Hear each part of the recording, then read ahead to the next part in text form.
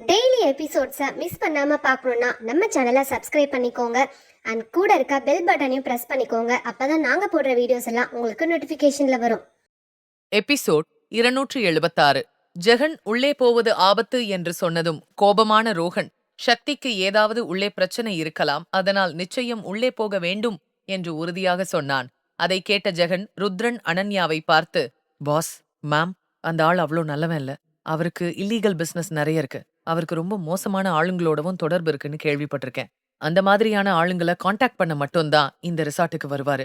அவர் தங்கியிருந்த ஃப்ளோர் முழுக்க இந்த வேலைக்காக தான் புக் பண்ணியிருக்காங்க. எந்த பாதுகாப்பும் இல்லாம உள்ள போறது அவ்வளோ ஈஸி இல்ல. நம்ம ஆளுங்க யாரும் இன்னும் இங்க வரல. அது மட்டும் இல்லாம இங்க 5 பேர் மட்டும்தான் இருக்கோம். அதனால உள்ள போறது ரொம்ப ஆபத்துன்னு நினைக்கிறேன் என்று எச்சரிக்கும் விதமாக கூறினான். ஜெகன் சொன்னதை கேட்ட ருத்ரன் கோபமான குரலில், என்ன ஜெகன், உன்கிட்ட இந்த மாதிரியான வார்த்தையெல்லாம் நான் எதிர்பார்க்கல. எப்ப இருந்து இப்படி கோழ மாதிரி பேசவும் பயப்படவும் ஆரம்பிச்ச என்று கேட்டான். அதை கேட்ட ஜெகன் உடனே தீவிரமான குரலில், சாரி சார், நான் பயப்படல. ஆனா உங்க எல்லாரையும் பாதுகாக்கிறது என்னோட பொறுப்பு என்று கூறினான். ஜெகன் சொன்னதை கேட்டதும் அனன்யா உடனே, ஜெகன், இப்போதைக்கு நாம பேசி நேரத்தை வீணடிக்க முடியாது. அந்த ஜெயராம் எப்படிப்பட்டவன், அவனோட எண்ணம் என்னன்னு எல்லாருக்கும் தெரியும். அதனால எதுவா இருந்தாலும் சக்திய சீக்கிரம் காப்பாத்துறது அவசியம். இதுக்கு மேல வெயிட் பண்ண முடியாது என்றாள். ருத்ரனும் அனன்யா சொன்னதற்கு சம்மதித்து அனைவரையும் உள்ளே போக சொல்லி சைகை செய்தான். அனைவரும் துப்பாக்கியை எடுத்துக்கொண்டு சக்தியை தேடி உள்ளே சென்றனர். முதலில் ஜெகன் அங்குள்ள ஊழியர்களை துப்பாக்கி முனையில் பிடித்து அவர்களிடமிருந்து சக்தியை பற்றிய தகவல்களை பெற்றான். அதன் பிறகு ஊழியர்கள் பயத்தில் சக்தி இருக்கும் இடத்தை சொல்லிவிட்டு நடந்ததை சொன்னார்கள். அதை தெரிந்த பிறகு ரோஹனால் ஒரு நிமிடத்தை கூட வீணாக்க முடியவில்லை. ரோஹனும் ருத்ரனும் பாடிகார்டுடன் லிப்ட் வழியாகவும் அனன்யாவும் ஜெகனும் படிக்கட்டு வழியாகவும் செல்ல முடிவு செய்தனர். ருத்ரனும் ரோஹனும் 5வது மாடிக்கு வந்தபோது அவர்கள் சந்தேகப்பட்டது போலவே அங்கு ஏராளமான ஆட்கள் இருந்தனர். இப்போது அவர்களின் ஒரே குறிக்கோள் சக்தியை சீக்கிரம் கண்டுபிடிக்க வேண்டும் என்பதுதான். ருத்ரனும் ரோஹனும் சக்தியை கண்டுபிடிக்க ரகசியமாக உள்ளே சென்றனர். மெதுவாக உள்ளே நுழைந்த ருத்ரன் முதலில் நின்றிருந்த அடியாள் மீது தாக்குதல் நடத்தினான். அதில் அங்கிருந்த அனைவரும் உஷாரானார்கள். ருத்ரனின் திறமை அபாரமாக இருந்ததால் அனைத்து அடியாட்களையும் எளிதாக கட்டுப்படுத்தினான். ரோஹனும் அவனுடன் இணைந்து தாக்க ஆரம்பித்தான். அப்போது யாரோ ஒருவன் ருத்ரனின் பின்னால் தாக்க முயற்சித்த போது திடீரென அங்கு வந்த அனன்யா தன் துப்பாக்கியால் அவனை சுட்டாள். அதில் அந்த ஆள் கீழே விழுந்தான். அதன் பிறகு ருத்ரன் அனன்யாவை முன்னோக்கி செல்லும்படி சைகை செய்தான். இதில் ஜெகனும் இணைந்து கொண்டான். ருத்ரனும் அவனும் பல வருடங்களுக்கு பிறகு ஒன்றாக இணைந்து எதிரிகளை தாக்க ஆரம்பித்தனர். அவர்கள் இருவருக்கும் அங்கிருந்த ஆட்களை அடித்து நொறுக்குவதற்கு 2 நிமிடம் கூட எடுக்கவில்லை. அனன்யாவும் ருத்ரன் இல்லாத போது ஜெகனிடம் தற்காப்பு பயிற்சி எடுத்திருந்தாள். அதனால் எப்போது வேண்டுமானாலும் தன்னை பாதுகாத்துக் கொள்ள முடியும் என்று எண்ணினாள். ருத்ரன் ஒரு அடியாளின் கழுத்தை நெரித்துக் கொண்டு, ரோஹன், நீயும் அனன்யாவும் சேர்ந்து சீக்கிரம் போய் சக்தி எங்க இருக்கான்னு கண்டுபிடிங்க. மீதிய நான் இங்க பாத்துக்கிறேன் என்று சொன்னான். அவன் சொன்னதை கேட்ட ரோஹனும் அனன்யாவும் தங்கள் தலையை ஆட்டிவிட்டு வேகமாக முன்னேறினர். பின்னர் இருவரும் சேர்ந்து ஒவ்வொரு கதவையும் திறந்து சக்தியை தேட ஆரம்பித்தனர். ரோஹன் மிகவும் பதட்டத்துடன் இருந்தான். அவனது இதயம் சக்தியை நினைத்து மிகவும் படபடப்பாக துடித்துக் கொண்டிருந்தது. குழப்பமான மனநிலையில் ஒவ்வொரு கதவுக்கு பின்னாலும் சக்தியை தேடினான். திடீரென யாரோ ரோஹனை தாக்க இருந்தபோது அனன்யா வேகமாக ரோஹனின் கையை பிடித்து, ரோஹன், கேர்ஃபுல் என இழுத்து அவனை காப்பாற்றினாள். அதைக் கண்ட ரோஹன் வேகமாக எழுந்து அந்த அடியாளை அடிக்க ஆரம்பித்தான். அப்போது தூரத்தில் நின்றிருந்த இன்னொரு அடியாளும் வந்தான். அனன்யா வேகமாக நகர்ந்து ஒரு கதவை திறக்க முயற்சித்தாள். ஆனால் உள்ளே இருந்து அந்த கதவு பூட்டப்பட்டிருந்தது. அனன்யா 2 முறை கதவை தட்டினாள். ஆனால் உள்ளிருந்து எந்த பதிலும் இல்லை. அனன்யா உடனே கதவில் காதை வைத்து கேட்க உள்ளிருந்து வந்த குரல் அவளுக்கு நன்கு பழக்கமானதாக இருந்தது. எனவே அனன்யா, சக்தி என்று பதட்டத்துடன் கேட்டாள். அப்போதும் கதவு திறக்கப்படாததைக் கண்டு அனன்யா தனது துப்பாக்கியால் கதவின் பூட்டில் தொடர்ந்து 2-3 முறை சுட்டாள். அதன் பிறகு கதவை திறந்து உள்ளே சென்றபோது அங்கிருந்த காட்சியை பார்த்து அதிர்ச்சியடைந்தாள். படுக்கையின் ஒரு ஓரத்தில் சக்தி தன்னை காப்பாற்றிக் கொள்ள முயன்று கொண்டிருந்தாள். அவளின் கை கால்களிலெல்லாம் இரத்தம் வழிந்தது. அவளது ஆடைகள் எல்லாம் கிழிந்திருந்தன. மேலும் அழுது கொண்டே தன்னை காப்பாற்றிக் கொள்ள முயற்சித்துக் கொண்டிருந்தாள். அதே சமயம் ஜெயராம் சக்தியின் மேலே விழுந்து அவளை கொடுமைப்படுத்திக் கொண்டிருந்தான். அந்த நேரத்தில் ஜெயராமின் உடைகள் கூட மோசமான நிலையில் இருந்தது. அதை பார்த்த அனன்யா மிகவும் கோபம் கொண்டாள். திடீரென கதவை திறக்கும் சத்தம் கேட்டதும் தன்னை காப்பாற்றிக் கொள்ள முயன்று கொண்டிருந்த சக்தி வாசலில் அனன்யா நிற்பதை கவனித்தாள். அங்கு அனன்யாவை பார்த்த சக்திக்கு அவள் இழந்த தைரியம் மீண்டும் திரும்பியதைப் போல உணர்ந்தாள். வலியிலும் பயத்திலும் அழுது கொண்டிருந்த சக்தி அனன்யாவை பார்த்து அழுது கொண்டே அக்கா என்று கத்தினாள். அனன்யாவை பார்த்த ஜெயராமும் அதிர்ச்சியடைந்தான். சக்தியை இப்படியொரு நிலையில் பார்த்த அனன்யாவால் கோபத்தை அடக்க முடியவில்லை. கோபத்தில் வேகமாக முன்னால் சென்று ஜெயராமின் கழுத்தை பிடித்து சக்தியிடமிருந்து அவனை தூரத் தள்ளினாள். மேலும் தன் கையில் வைத்திருந்த துப்பாக்கியால் அவன் தலையில் ஓங்கி அடிக்க இதில் ஜெயராம் நிலை தடுமாறி தரையில் விழுந்தான். பின்னர் அனன்யா சக்தியின் அருகில் சென்று அங்கிருந்த போர்வையால் அவள் உடலை மூடவும் சக்தி உடனே அனன்யாவை கட்டிப்பிடித்து அழத் தொடங்கினாள். சக்தியை இப்படியொரு நிலையில் பார்த்ததும் அவள் வலியையும் தவிப்பையும் கண்டு அனன்யாவின் கண்களிலிருந்தும் கண்ணீர் வழிந்தது. அனன்யா மெதுவாக சக்தியின் தலையை தடவிக் கொடுத்து, "நாங்க வந்துட்டோம் சக்தி, பயப்படாத" என்று ஆறுதல் சொன்னாள். சக்தி உடனே அனன்யாவை இறுக்கமாக அணைத்துக் கொண்டு அழுது கொண்டிருந்தாள். அதே சமயம் அவளின் பயம் இன்னும் நீங்காமல் உடல் மிகவும் நடுங்கிக் கொண்டிருந்தது. அனன்யா திடீரென வந்ததை பார்த்த ஜெயராம் இன்னும் அதிர்ச்சியிலிருந்து மீளவில்லை. ஏனெனில் அவனுக்கு அனன்யாவை நன்கு தெரியும். அவளின் அடையாளம் தெரியும். அப்போதுதான் சக்தி சொன்னது அவனுக்கு ஞாபகம் வந்தது. இதையெல்லாம் நினைத்துப் பார்த்தவனுக்கு மனம் சட்டென வெறுமையாகிப் போனது. சில நொடிகள் எதையோ யோசித்தவன் சட்டென எழுந்து டேபிள் மீது வைத்திருந்த ஷோபீஸ் பொம்மையை எடுத்துக்கொண்டு அனன்யா மற்றும் சக்தியை நோக்கி வந்தான். அவன் தாக்க நினைக்கும் போதே அவனை கவனித்தாள் சக்தி. எனவே பீதியடைந்து, "அக்கா, அங்கு பாருங்க" என்று கத்தவும் அவள் குரல் கேட்டு அனன்யாவும் அங்கு பார்த்தாள். உடனே சக்தியை பின்னுக்கு தள்ளிவிட்டு முன்னால் வந்த அனன்யா ஜெயராம் தாக்குவதற்காக தூக்கிய ஷோபீஸ் பொம்மையை பிடித்துக்கொண்டு அவனை பலமாக எட்டி உதைத்தாள். இதில் ஜெயராம் பின்னால் போய் விழுந்தான். அனன்யாவை மீண்டும் தாக்க அவன் எழுந்தபோது அனன்யா அவனது தாக்குதலுக்கு பதிலடி கொடுக்கும் வகையில் அவனை மீண்டும் மீண்டும் எட்டி உதைத்தாள். கோபத்தில் அடித்துக்கொண்டே அனன்யா அவனிடம், "ஏய், இன்னைக்கு உன்னை காப்பாத்த யாரும் வர முடியாது. இன்னைக்கு உனக்கு சாவு நெருங்கிடுச்சு" என்று மிரட்டலாக சொன்னாள். அதற்குள் ரோகனும் அறைக்குள் நுழைந்திருந்தான். ஒரு மூலையில் நின்று பயத்தில் நடுங்கிக் கொண்டிருந்த சக்தியின் மீதுதான் அவனது முதல் பார்வை சென்றது. சக்தியின் நிலையை பார்க்கும்போதே என்ன நடந்தது என்று அவனுக்கு தெளிவாக புரிந்தது. சக்தியின் நிலையை பார்த்த ரோகன் மனமுடைந்து போனான். கோபத்தில் ஜெயராமிடம் வந்தவன் நிறுத்தாமல் அவனை அடிக்க ஆரம்பித்தான். அவனுக்கு மூச்சுவிடக்கூட நேரம் கொடுக்கவில்லை. ரோகன் அவனின் கழுத்தை பிடித்து, "உனக்கு எவ்ளோ தைரியம் இருந்தா என்னோட சக்தியை தொற்றுப்ப? இனிமே அந்த கை இந்த உடம்புலயே இருக்குதான்னு பாரு. இன்னைக்கு உன்னால தப்பிக்கவே முடியாது" என்று சொல்லிக்கொண்டே ஜெயராமின் கை எலும்பை உடைக்க ஆரம்பித்தான் ரோகன்.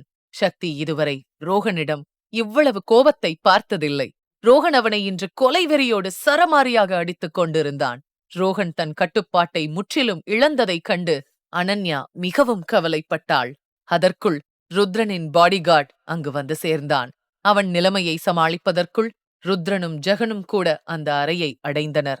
அறைக்குள் வந்த ருத்ரன் சக்தியை கோபமாக முறைத்துப் பார்த்தான்.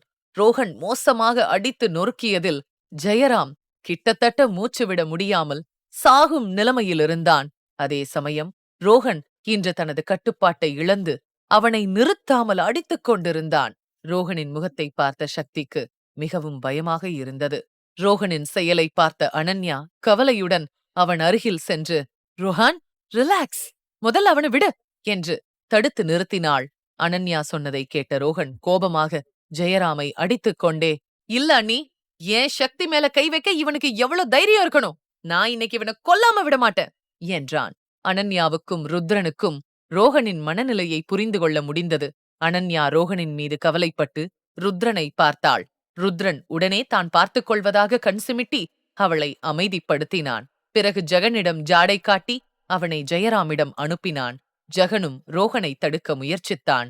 ஆனால் ரோகன் யாருடைய பேச்சையும் கேட்கும் மனநிலையில் இல்லை. கோபத்தில் இருக்கும் ரோகனை பார்த்த அனன்யா அவனை வேகமாக தடுத்து, "நிறுத்து ரோஹான், அவனுக்கு நிச்சயம் தண்டனை கிடைக்கும், கவலைப்படாத. ஆனா நீ இந்த நேரத்துல அவனுக்கு தண்டனை கொடுக்கறத விட உன்னோட சக்தியை கவனிக்கிறது தான் முக்கியம்" என்று சொன்னாள். அனன்யா அவனை தடுத்து நிறுத்த சக்தி என்ற பெயரை சொன்ன பிறகுதான் ரோகன் அமைதியானான்.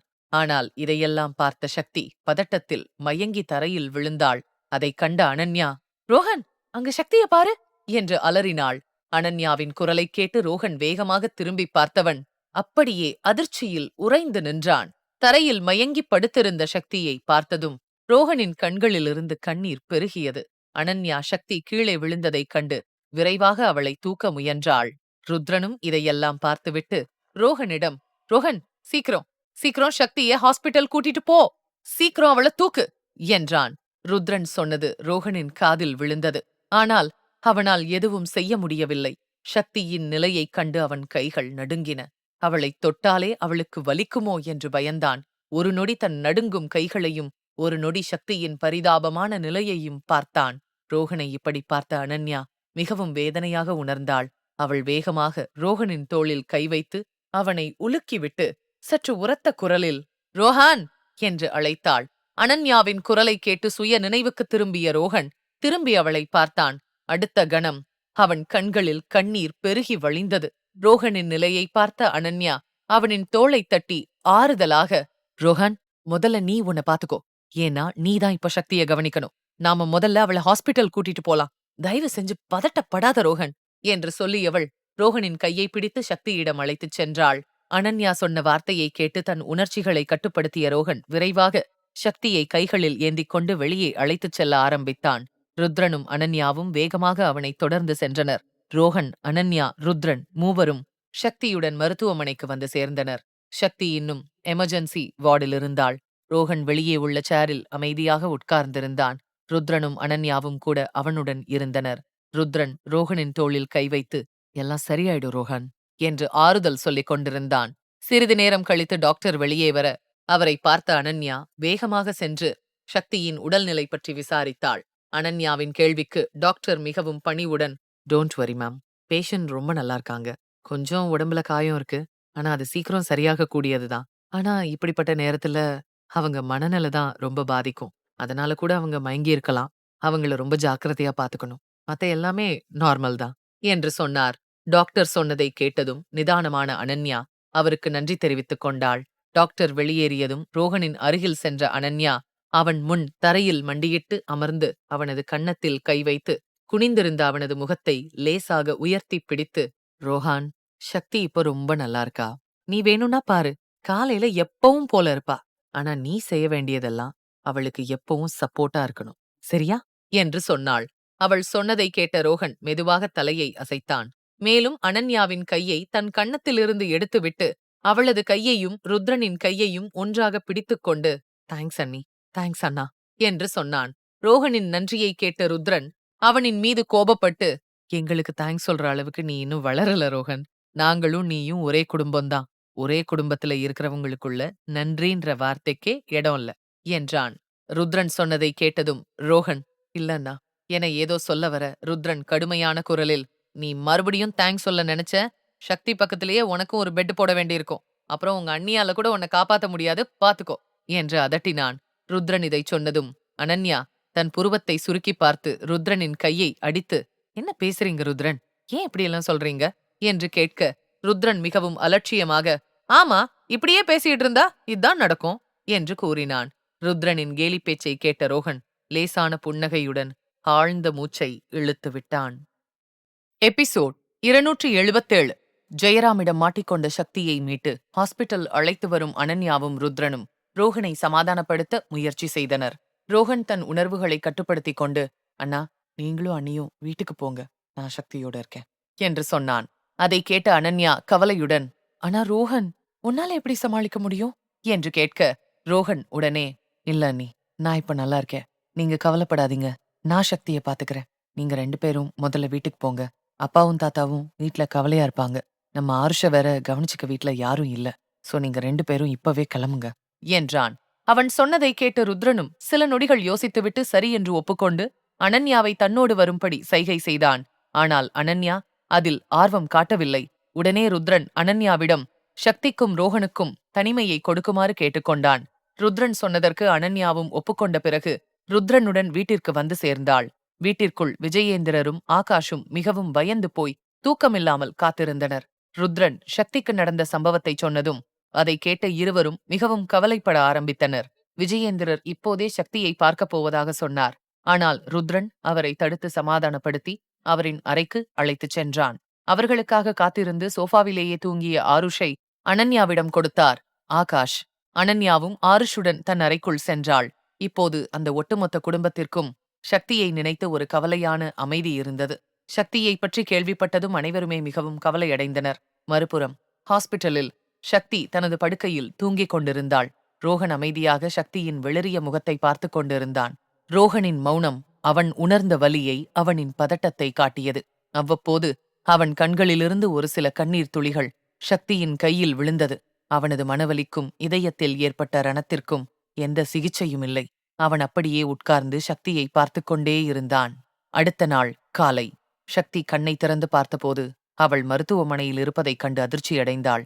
பிறகு அவளின் நிலையையும் காயங்களையும் பார்த்தவளுக்கு முதல் நாள் நடந்த விபத்து நினைவுக்கு வர ஆரம்பித்தது. அதை நினைத்ததும் அவளின் கண்களில் மீண்டும் கண்ணீர் பெருகியது. ஆனால் கதவை திறந்து நர்ஸ் உள்ளே வருவதை பார்த்ததும் சக்தி வேகமாக தன் கண்ணீரை மறைத்துக் கொண்டாள். சக்தி கண் திறந்ததை பார்த்த நர்ஸ், எழுந்துட்டீங்களா? இப்ப எப்படி இருக்கு என்று விசாரிக்க, அதை கேட்ட சக்தி நிதானமாக, நான் நல்லா இருக்கேன் என்றாள். உடனே நர்ஸ் அவளிடம், ரொம்ப நல்லது, இன்னும் 10 மினிட்ஸ் வெயிட் பண்ணுங்க, டாக்டர் சீக்கிரம் வந்துருவாரு என்று சொன்னார். நர்ஸ் சொன்னதை கேட்ட சக்தி அதை கண்டுகொள்ளாதது போல காட்டிக்கொண்டு ரோஹனை தேடி அறை முழுவதும் கண்களை அலைய விட்டாள். ஆனால் அங்கே நர்ஸை தவிர வேறு யாரையும் காணவில்லை. அவளது பதட்டமான கண்களை பார்த்த நர்ஸ் சிரித்துக்கொண்டே, மேடம், நீங்க உங்க புருஷனை தேடுற மாதிரி இருக்கு என்று கேட்க, சக்தி சற்று அதிர்ச்சியுடன் தலையை அசைக்க, நர்ஸ் உடனே புன்னகையுடன், அவரு சீஃப் டாக்டரை பார்க்க போயிருக்காரு.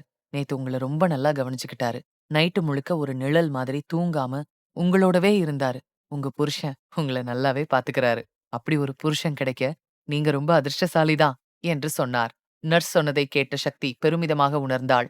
ரோஹன் தன்னை பற்றி கவலைப்படுவதாக கேட்டதும் அவனை உடனே பார்க்க வேண்டும் என்று தோன்றியது.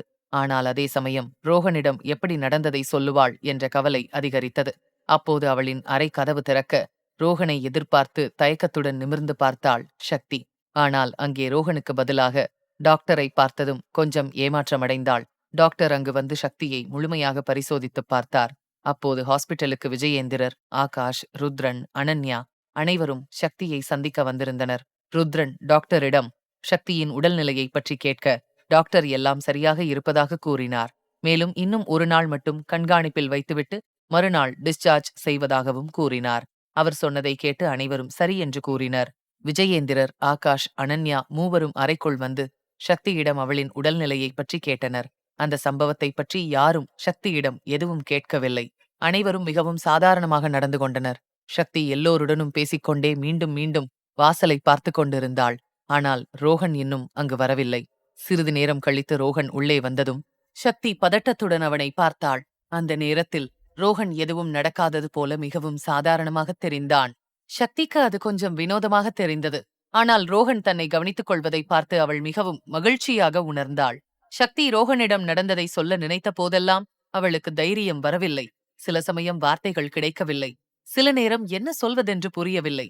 இன்றைய நாள் இப்படியே கழிந்தது. குடும்பத்தினர் அனைவரும் வெளியேறியதும் சக்தி ரோஹனிடம் பேச, இது நல்ல சந்தர்ப்பம் என்று நினைத்து அவனை பார்த்தாள். ரோஹன் ஒரு தட்டில் பழத்தை நறுக்கி வைத்துவிட்டு சக்தியிடம் நீட்டி, இத முதல்ல சாப்பிடு, அப்புறம் மருந்து சாப்பிடலாம் என்று சொல்லிவிட்டு மருந்தை எடுக்கச் செல்ல, சக்தி வேகமாக ரோஹனின் கையை பிடித்து நிறுத்தி, ரோஹன் என்று அழைத்தாள். சக்தியின் குரலை கேட்ட ரோஹன் ஒரு கணம் கண்களை மூடிக்கொண்டான். ஆனால் அவன் அமைதியாக இருப்பதைக் கண்டு சக்தியால் மேற்கொண்டு எதுவும் சொல்ல முடியவில்லை. அப்போது அறையின் கதவை திறந்து சக்தியின் பெற்றோர் ஓடி வந்தனர். தன் மகளை இந்த நிலையில் பார்த்த சக்தியின் அம்மா அவளை கட்டி அணைத்துக் கொண்டார். தன் பெற்றோரை பார்த்ததும் சக்திக்கு ரோஹனிடம் பேச வேண்டும் என்ற ஆசை நிறைவேறாமல் போனது. ஆனால் அதே சமயம் அவர்களை பார்த்து கொஞ்சம் நன்றாக உணர்ந்தாள். தன் மகளின் நிலையை குறித்து கேள்விப்பட்டதும் சக்தியின் பெற்றோர் மிகவும் கவலையடைந்தனர். ஆனால் இப்போது அவள் நலமாக இருப்பதைக் கண்டு நிம்மதியடைந்தனர். சக்தியின் பெற்றோர் அவளை கவனித்துக் கொண்டிருப்பதை பார்த்த ரோஹன் எதையோ யோசித்துவிட்டு சக்தியின் அப்பாவிடம் அமைதியான முறையில், மாமா, கொஞ்சம் வெளியே வர முடியுமா? நான் உங்ககிட்ட கொஞ்சம் தனியா பேசணும் என்று சொன்னான். ரோஹன் இப்படி பேசுவதை கேட்ட சக்தியின் அப்பா தர்மராஜ் குழப்பமான மனநிலையுடன் ரோஹனை பார்த்தார். ஆனால் தன் மனதிற்குள் இருந்த கவலையை மறைத்துவிட்டு ரோஹனை பின்தொடர்ந்து சென்றார். அடுத்த நாள் சக்திக்கு ஃபைனல் செக்கப்பை முடித்து அவளை டிஸ்சார்ஜ் செய்வதாக டாக்டர் சொன்னார். எனவே சக்தியின் அம்மா பானுமதி சக்தியின் பையை பேக் செய்து கொண்டிருந்தார். சக்தி ஃப்ரெஷ்அப் ஆகி உடைகளை மாற்றிக்கொண்டு வாஷ்ரூமிலிருந்து வெளியே வந்தபோது பானுமதி அவளின் கையை பிடித்து அழைத்து வந்து, ஜாக்கிரதையா இருமா, உன்னோட கால்ல காயம் இருக்கு, அதனால என் கையை பிடிச்சு மெதுவா நடந்து வா என்றார். தன் அம்மா பானுமதி கவலைப்படுவதை பார்த்த சக்தி சிரித்துக்கொண்டே, ஐயோ அம்மா, நான் இப்ப ரொம்ப நல்லா இருக்கேன், எனக்கு ஒன்னும் பிரச்சனை இல்ல என்றாள். பானுமதி சக்தியை கட்டிலில் அமர வைத்து ஒரு தட்டில் பழங்களை வெட்டி கொடுத்தவர் அதட்டலான குரலில், ஓ அப்படியா, நீ உன் அம்மாவுக்கே எல்லாத்தையும் கத்துக் கொடுக்கறியா? உங்க அம்மாவுக்கு உன்னை இந்த நிலைமையில எப்படி பாத்துக்கணும்னு நல்லா தெரியும். முதல்ல சீக்கிரம் சாப்பிடு, டாக்டர் செக்கப்புக்கு வரேன்னு சொல்லியிருக்காரு என்றார். தன் அம்மா சொன்னதை கேட்ட சக்தி அமைதியாக சாப்பிட்டுக் கொண்டே அறையை சுற்றி பார்த்து, ரோஹன் எங்கம்மா, காலையில இருந்து அவரை காணோம், அப்பாவோட இருக்காரா என்று கேட்டாள். ரோஹனின் பெயரை கேட்டதும் பானுமதி ஒரு கணம் அமைதியாகிப் போனார். தன் மகளை அமைதியாக நிமிர்ந்து பார்த்து ஏதோ சொல்ல வந்தபோது அறையின் கதவை திறந்து டாக்டர் நர்ஸுடன் உள்ளே வந்தார். டாக்டரை பார்த்த பானுமதி எதுவும் சொல்லாமல் அமைதியானார். டாக்டர் சக்தியிடம் அவளது உடல்நிலையை குறித்து விசாரித்தார். பிறகு அவளை முழுவதும் பரிசோதித்துவிட்டு அவளுக்கு சில அறிவுரைகளைச் சொல்லி டிஸ்சார்ஜ் பேப்பரில் கையெழுத்திட்டு, ஆல் ஓகே மிஸ்ஸஸ் சக்தி என்று சொல்லிவிட்டு டிஸ்சார்ஜ் பேப்பரில் எழுதப்பட்டிருந்த பெயரை கவனித்தவர் ஒரு கணம் கையெழுத்து போடாமல் நிறுத்தினார். அவருக்கு சக்தி யாரென நன்கு தெரியும். ஆனால் அவளின் பெயருக்கு பின்னால் கணவரின் பெயர் இல்லாததைக் கண்டு கொஞ்சம் தயங்கினார். பிறகு சக்தியை பார்த்து நர்ஸிடம் பேப்பரை கொடுத்துவிட்டு, சரியா கவனிங்க என்றார். டாக்டரின் ஆலோசனையை கேட்ட சக்தி தலையசைக்க அவரும் அங்கிருந்து கிளம்பினார். டாக்டர் பேச்சில் இருந்த தயக்கத்தை பானுமதியால் உணர முடிந்தது. அதை பற்றி யோசிக்காமல் போனை பார்த்து கொண்டிருந்த சக்தியை பார்த்தவர் தன் மகளின் மிகப்பெரிய முட்டாள்தனத்தைக் கண்டு பெருமூச்சு விட்டார். அப்போது தர்மராஜ் சக்தியின் டிஸ்சார்ஜ் பேப்பர் மற்றும் சில மருந்துகளுடன் அறைக்குள் வந்தார். கதவு திறக்கும் சத்தம் கேட்டு சக்தி ஆர்வமுடன் வெளியே எட்டி பார்த்தாள். ஆனால் அவளின் அப்பா தனியாக வருவதைக் கண்டதும் அவளுடைய நம்பிக்கை உடைந்து போனது. ரோஹனுக்காக வெகுநேரம் காத்திருந்தாள். ஆனால் அவன் வருவதற்கான அறிகுறியே இல்லை. ரோஹன் நேற்று இரவு முழுவதும் அவளுடன் இருந்ததாக சொன்னார்கள். ஆனால் அவள் கண் விழித்ததிலிருந்து அவனை ஒரு கணம் கூட பார்க்க முடியவில்லை. தர்மராஜ் பானுமதியிடம் மாத்திரைகளை கொடுத்துவிட்டு, பேக்கிங் எல்லாம் முடிஞ்சிருச்சா பானுமதி என்று கேட்டார். தர்மராஜ் சொன்னதை கேட்ட பானுமதி ஆமாம் என்று தலையை ஆட்ட, தர்மராஜ் உடனே சக்தியின் அருகில் சென்று பேக்கை எடுத்துக்கொண்டு, அப்படின்னா கிளம்பலாம் என்று சொன்னார். பானுமதியும் சரி என்று சொல்லி சக்தியை கட்டிலிலிருந்து இறக்கிவிட வந்தபோது சக்தி திகைப்புடன் அவரை பார்த்து, ரோஹன் இன்னும் வரலையேம்மா, அவரெங்க என்று கேட்டாள். சக்தியின் கேள்விக்கு என்ன பதில் சொல்வதென்று தெரியாமல் தர்மராஜும் பானுமதியும் ஒருவரை ஒருவர் பார்த்து கொண்டனர். பிறகு தர்மராஜ் சக்தியின் அருகில் சென்று அவளின் தலையை தடவிக் கொடுத்து, ரோஹன் வரமாட்டாரு சக்தி என்று கூறினார். அதை கேட்டு திகைத்து போன சக்தி, என்ன வரமாட்டாரா, ஆனா ஏன் என்று கேட்க, சக்தியின் முகபாவத்தை பார்த்த தர்மராஜ், ஏன்னா நாங்க உன்னை நம்ம வீட்டுக்கு கூட்டிட்டு போறோம், அதனால அவர் அங்க வந்து என்ன செய்ய போறாரு, அதனாலதான் அவரை வர வேண்டான்னு சொல்லிட்டோம் என்றார்.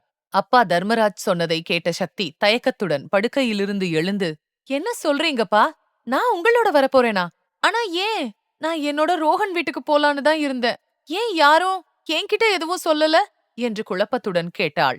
சக்தி தன் கேள்விகளுக்கு பதில் கிடைக்கும் என்று நம்பிக்கையுடன் அப்பாவை பார்த்தாள். ஆனால் அவரால் எதுவும் சொல்ல முடியவில்லை.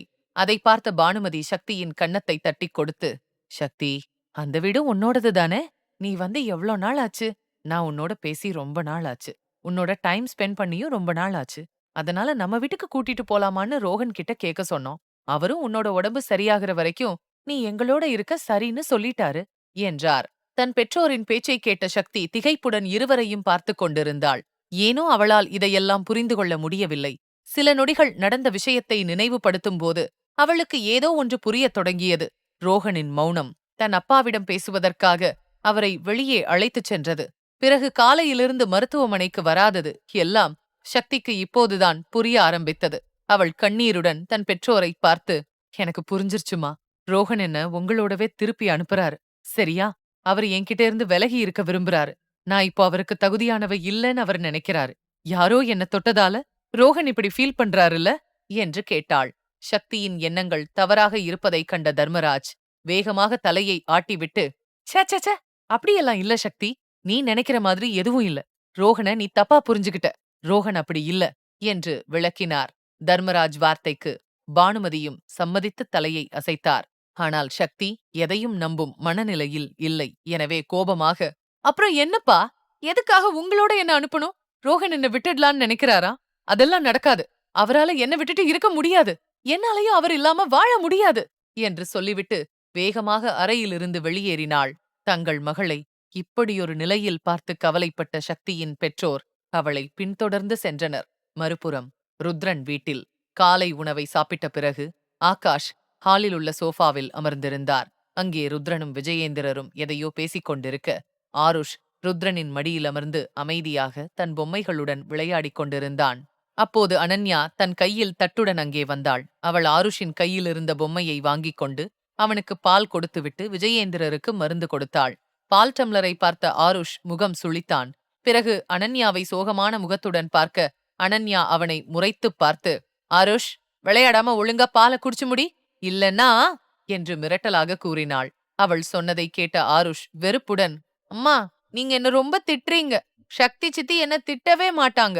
ஆனா என்னோட ஜாலியா விளையாடுவாங்க என்று சொன்னான். கண்களை உருட்டி அவனை பார்த்த அனன்யா, அது சரி, விளையாடுவீங்களா? நீ அவள உன்னை துரத்த விடுவ. நீ உன் சித்திய எவ்ளோ கஷ்டப்படுத்தி இருக்கேன்னு எனக்கு நல்லா தெரியும். இனி அந்த வேடிக்கையெல்லாம் இல்ல, ஒழுங்கா பால குடி என்று சொன்னாள். அனன்யா சொன்னதை கேட்ட ஆருஷ் முகம் சுளித்து பாலுடன் ருத்ரனை பார்த்தான். ஆனால் ருத்ரன் தன்னால் ஒன்றும் செய்ய முடியாது என்று இரு கையையும் தூக்கினான். அதை பார்த்த ஆருஷ் முகம் சுளித்தபடி ஒவ்வொருவராக பார்க்க எல்லோரும் தங்களின் கையை உயர்த்தினார்கள். அதை பார்த்த ஆருஷ் ஒன்றும் செய்ய முடியாமல் பாலை குடிக்க ஆரம்பித்தான்.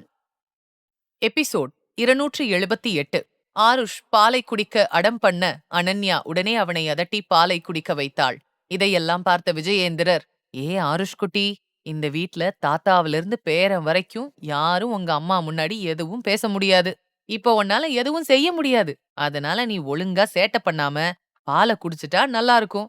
நானும் சின்ன வயசுல பாலை குடிக்க இது போல நிறைய திட்டு வாங்கியிருக்கேன் என்று சொல்ல அதை கேட்டு ஆகாஷ் சிரித்தார். ஆருஷ் விரைவாக பாலை குடித்து முடித்துவிட்டு டம்ளரை அனன்யாவிடம் கொடுத்தான். பிறகு அனன்யா அவன் வாயை சுத்தம் செய்துவிட்டு, குட் பாய் என்றாள். ஆருஷ் உடனே அனன்யாவை பார்த்து, அம்மா, சித்தி எப்போ வருவாங்க? நான் அவங்கள ரொம்ப மிஸ் பண்றேன் என்று சொல்ல அதை கேட்ட அனன்யா சிரித்துக்கொண்டே, சீக்கிரம் சித்தப்பா அவங்கள கூட்டிட்டு வர போவாரு என்றாள். அதை கேட்ட ஆருஷ் திரும்பி பார்த்து, சித்தப்பா என்று துள்ளி குதித்தான். ஆருஷின் குரலை கேட்டு அனன்யா திரும்பி பார்க்க ரோஹன் படிக்கட்டில் இறங்கி வந்து கொண்டிருந்தான். ஆருஷின் குரலை கேட்ட ரோஹன் சிரித்துக்கொண்டே கையை நீட்ட ஆருஷ் வேகமாக ருத்ரனின் மடியிலிருந்து இறங்கி அவனை நோக்கி ஓடினான். ரோஹன் வேகமாக அவனை தூக்கிக் கொண்டதும் ஆருஷ் மகிழ்ச்சியுடன், சித்தப்பா, சித்திய கூட்டிட்டு வர கிளம்பிட்டீங்களா? நானும் வரேன் என்றான். பிறகு ஆருஷ் தன் கைகளை விரித்து, நான் அவங்கள ரொம்ப மிஸ் பண்றேன் என்று சொன்னான். சக்தியை பற்றி சொன்னதை கேட்டு ரோஹன் ஒரு கணம் மௌனமானான். பிறகு ஆருஷை பார்த்து வலுக்கட்டாயமான புன்னகையுடன், இல்ல செல்லம், நான் உங்க சித்திய கூட்டிட்டு வர போகல, நான் ஆபீஸ் போறேன் என்றான். அதை கேட்ட ஆருஷ் மிகுந்த ஏமாற்றமடைந்தான்.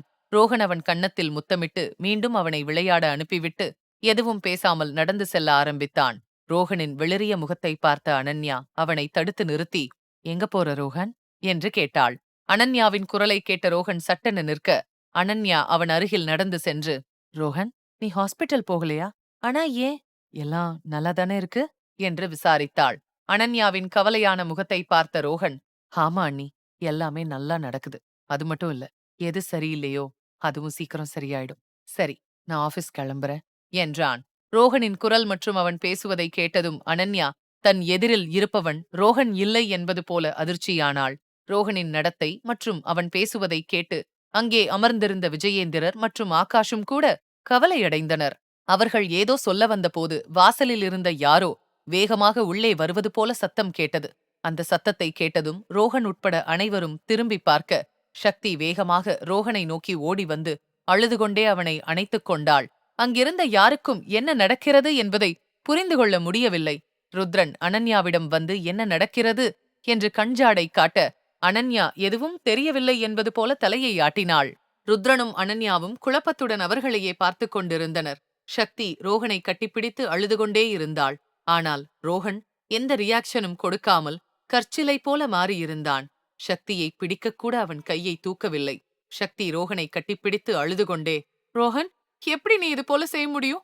எப்படி என்ன உன்னை விட்டு தள்ளி வைக்க முடியும்? உன்னால எப்படி நான் இல்லாம இருக்க முடியும்? நடந்த இந்த சம்பவத்தால என் மேல இருந்த லவ் குறைஞ்சிருச்சா? சொல்லு ரோஹன், ஏன் அமைதியா இருக்க? ஏன் என்ன உன்கிட்ட இருந்து விலக்கி வைக்க விரும்புற? நான் என்ன தப்பு செஞ்சேன்? என்ன ஏன் உன்கிட்ட இருந்து பிரிச்சு ஏன் வீட்டுக்கு அனுப்புற? ஏதாவது சொல்லு ரோஹன், ஏன் அமைதியா இருக்க என்று சரமாரியாக கேள்வி கேட்டாள். சக்தியின் கேள்வியில் அனைவரும் பதட்டமடைய சக்தி அவனின் சட்டையை பிடித்து இழுத்து குலுக்கிக் கொண்டிருந்தாள். ஆனால் ரோஹன் எந்த ரியாக்ஷனும் காட்டாமல் அவள் சொன்னதை அமைதியாக கேட்டுக்கொண்டிருந்தான். அனன்யாவால் சக்தியின் நிலையை பார்க்க முடியவில்லை. எனவே அவர்கள் அருகில் செல்ல முற்பட்ட போது ருத்ரன் அவளின் தோளில் கை வைத்து தடுத்து நிறுத்தினான். சக்தியின் கேள்விக்கு வெகுநேரம் அமைதியாக இருந்த ரோகன் பிறகு அவளை தன்னிடமிருந்து விலக்கி நிற்க வைத்து, ஏனா நம்ம 2 பேருக்கும் இனிமே செட் ஆகாது சக்தி என்று சொன்னான். இதை ரோகன் சொல்லும்போது சக்தி திகைப்புடன் அவனையே பார்த்து கொண்டிருந்தாள். ரோகன் பின்னால் நின்று கொண்டிருந்த சக்தியின் பெற்றோரை பார்த்துவிட்டு சக்தியிடம், நீ உன்னோட வீட்டுக்கு போறதுதான் உனக்கு நல்லதுன்னு நினைச்ச என்று சொல்லிக்கொண்டே சக்தியிடமிருந்து விலகி லேசான புன்னகையுடன் அவளை பார்த்தான். சக்தி அதிர்ச்சியும் கவலையும் நிறைந்த கண்களினால் ரோகனையே பார்த்து கொண்டிருந்தாள். ரோகனின் வார்த்தைகள் அவளுக்குள் ஒருவித எரிச்சலை ஏற்படுத்தியது. அவன் சொல்வதை புரிந்து கொள்ள முடியாதவள் குழப்பத்துடன், வீட்டுக்கா? ஏன் வீட்டுக்கா? என்ன சொல்ற ரோகன்? ஏன் வீடுன்னு எதை சொல்ற என்று கேட்டவள் கண்களில் வழிந்த கண்ணீருடன் ரோகனை பார்த்து, இதுதான் ஏன் வீடு ரோகன்? சொல்லு, இது ஏன் வீடு இல்லையா என்று கேட்டாள். சக்தியின் குரலை கேட்டு ரோகன் அமைதியான முறையில், நிச்சயமா சக்தி, ஆனா இத நீ உன்னோட வீடா ஒரு தடவையாவது நினைச்சிருக்கியா? இந்த வீட்டை வெறும் செங்கல் சுண்ணாம்புல கட்டின வீடாதானே நினைச்ச? இதுவரைக்கும் ஒரு குடும்பமா நினைச்சிருப்பியா என்று கேட்டான். ரோகனின் கேள்விக்கு பதில் சொல்ல முடியாமல் சக்தி மௌனமானாள். இன்று ரோகன் ஏன் இப்படியொரு கேள்வியை கேட்கிறான் என்று அவளால் புரிந்து கொள்ள முடியவில்லை. இந்த கேள்விகளுக்கான அர்த்தம் என்னவென்றும் அவளுக்கு விளங்கவில்லை. நிலைமை மோசமாகி வருவதை பார்த்த அனன்யா அங்கு வந்து, என்ன பேசுற ரோஹன்? சக்தி கிட்ட ஏன் இந்த மாதிரியான கேள்வியெல்லாம் கேக்குற என்று கேட்டாள். அனன்யா மேலும் எதுவும் சொல்ல வருவதற்குள் ரோஹன் அனன்யாவை எதுவும் பேசவிடாமல் கையை காட்டி தடுத்து நிறுத்தினான். அதை பார்த்த அனன்யா திகைத்துப் போனாள். ரோஹன் அனன்யாவை குறுக்கிட்டு பேசவிடாமல் தடுத்தது போல இதுவரை நடந்ததில்லை. விஜயேந்திரர், ஆகாஷ், ருத்ரன், தனுஷ், அஜய் ஆகியோரும் நடப்பதைக் கண்டு திகைத்துப் போனார்கள். ரோஹனின் சீரியஸான பக்கத்தை அனைவரும் முதல் முறையாக இன்று பார்க்கிறார்கள். புயலின் நிசப்தத்தில் கூட அப்படியொரு அமைதி இல்லை. ரோஹன் அனன்யாவை பார்த்து மிகவும் பணிவான குரலில், அண்ணி, இன்னைக்கு நீங்க எதுவும் பேசக்கூடாதுன்னு நான் நினைக்கிறேன். ப்ளீஸ் என்ன பேச விடாம தடுக்காதீங்க. நான் இன்னைக்கு எல்லாத்துக்கும் தயாரா இருக்கேன். இன்னைக்கு எனக்கும் சக்திக்கும் நடுவுல யாரும் வரக்கூடாதுன்னு விரும்புறேன் என்று சொன்னான். ரோஹனின் கோரிக்கையை கேட்டு அனன்யா அமைதியானாள். ரோஹன் மிகவும் அமைதியாக சக்தியை பார்த்து, சொல்லு சக்தி, நான் கேட்டதுக்கு பதில் சொல்லு என்று மீண்டும் கேட்டான். ரோஹன் இப்படி நடந்து கொள்வதை பார்த்த சக்தி உடைந்து போய், ஏன் இப்படி நடந்துக்கிற ரோஹன்? நான் என்ன பதில் சொல்றது? உனக்கே நல்லா தெரியும், நான் உன்னையும் இந்த வீட்டையும் இங்க உள்ளவங்களையும் என் மனசார ஏத்துக்கிட்டேன்னு. இதுல என்ன பதில் சொல்றது என்றாள். அதை கேட்ட ரோஹன் ஏளனமான புன்னகையுடன், என்ன உன்னோட சொந்தம்னு நினைச்சியா சக்தி? எல்லாரையும் இந்த வீட்டையும் உன்னோடதா நினைச்சிருந்தா உன்னோட கஷ்டத்தை எங்ககிட்ட சொல்லணும்னு நினைச்சிருப்ப இல்லையா? அப்படி நீ செஞ்சியா? இந்த வீட்டை ஒதுக்கி வச்சுட்டு இன்னைக்கு வரைக்கும் நீ தனியா தானே நிக்கிற என்று சொல்ல, அதை கேட்ட சக்தி உரத்த குரலில், என்ன சொல்ற ரோஹன்? எனக்கு எல்லாமே நீதானே. நான் உனக்காக தானே வாழறேன் ரோஹன். நான் உன்னை எவ்வளவு நேசிக்கிறேன்னு உனக்கு தெரியாதா என்று சொன்னவள் தன் தவறை ஒப்புக்கொண்டு கண்களில் கண்ணீருடன், நான் செஞ்ச தப்ப ஒத்துக்கிறேன். ரொம்ப பெரிய தப்புதான். நான் முன்னாடியே சொல்லி இருக்கணும். உன்னோட கோவம் எனக்கு புரியுது. ஆனா ரோஹன், என்னோட பல வருஷ உழைப்பு இப்படி அழிஞ்சு போனத பார்த்து என்னால எதையும் யோசிக்க கூட முடியல. அந்த ஆளோட சூழ்ச்சியில நான் இப்படி மாட்டிக்குவேன்னு கூட யோசிக்கல. உண்மையிலேயே நான் எதையும் யோசிக்கிற புரிஞ்சுக்கிற நிலைமையில அப்போ இல்ல. எல்லாமே திடீர்னு நடந்துருச்சு. என்னோட மூளை மனசு எதுவும் வேலை செய்யல என்று சொல்லிவிட்டு கண்ணீருடன் ரோஹனை பார்த்தவள், ரோஹன், நான் தப்பு செஞ்சுட்டேன்னு ஒத்துக்கிறேன். நான் உன்கிட்ட முன்னாடியே சொல்லி இருக்கணும். ஆனா சொல்லாம போனது என்னோட தப்புதான். ஆனா இந்த தப்புக்காக நீ எனக்கு இவ்ளோ பெரிய தண்டனை கொடுக்கறத என்னால ஏத்துக்க முடியாது. என் காதல் மேல உனக்கு நம்பிக்கை இல்லையா என்று சொன்னவள் ரோஹனின் கையை பிடித்து உலுக்கி, அந்த ஆள் தொட்டதால நான் உனக்கும் உன் குடும்பத்துக்கும் தகுதி இல்லாதவளா மாறிட்டேன்னு நினைக்கிறியா? தயவு செஞ்சு ஏதாவது சொல்லு ரோஹன். உன் சக்தி தான் கேக்குற.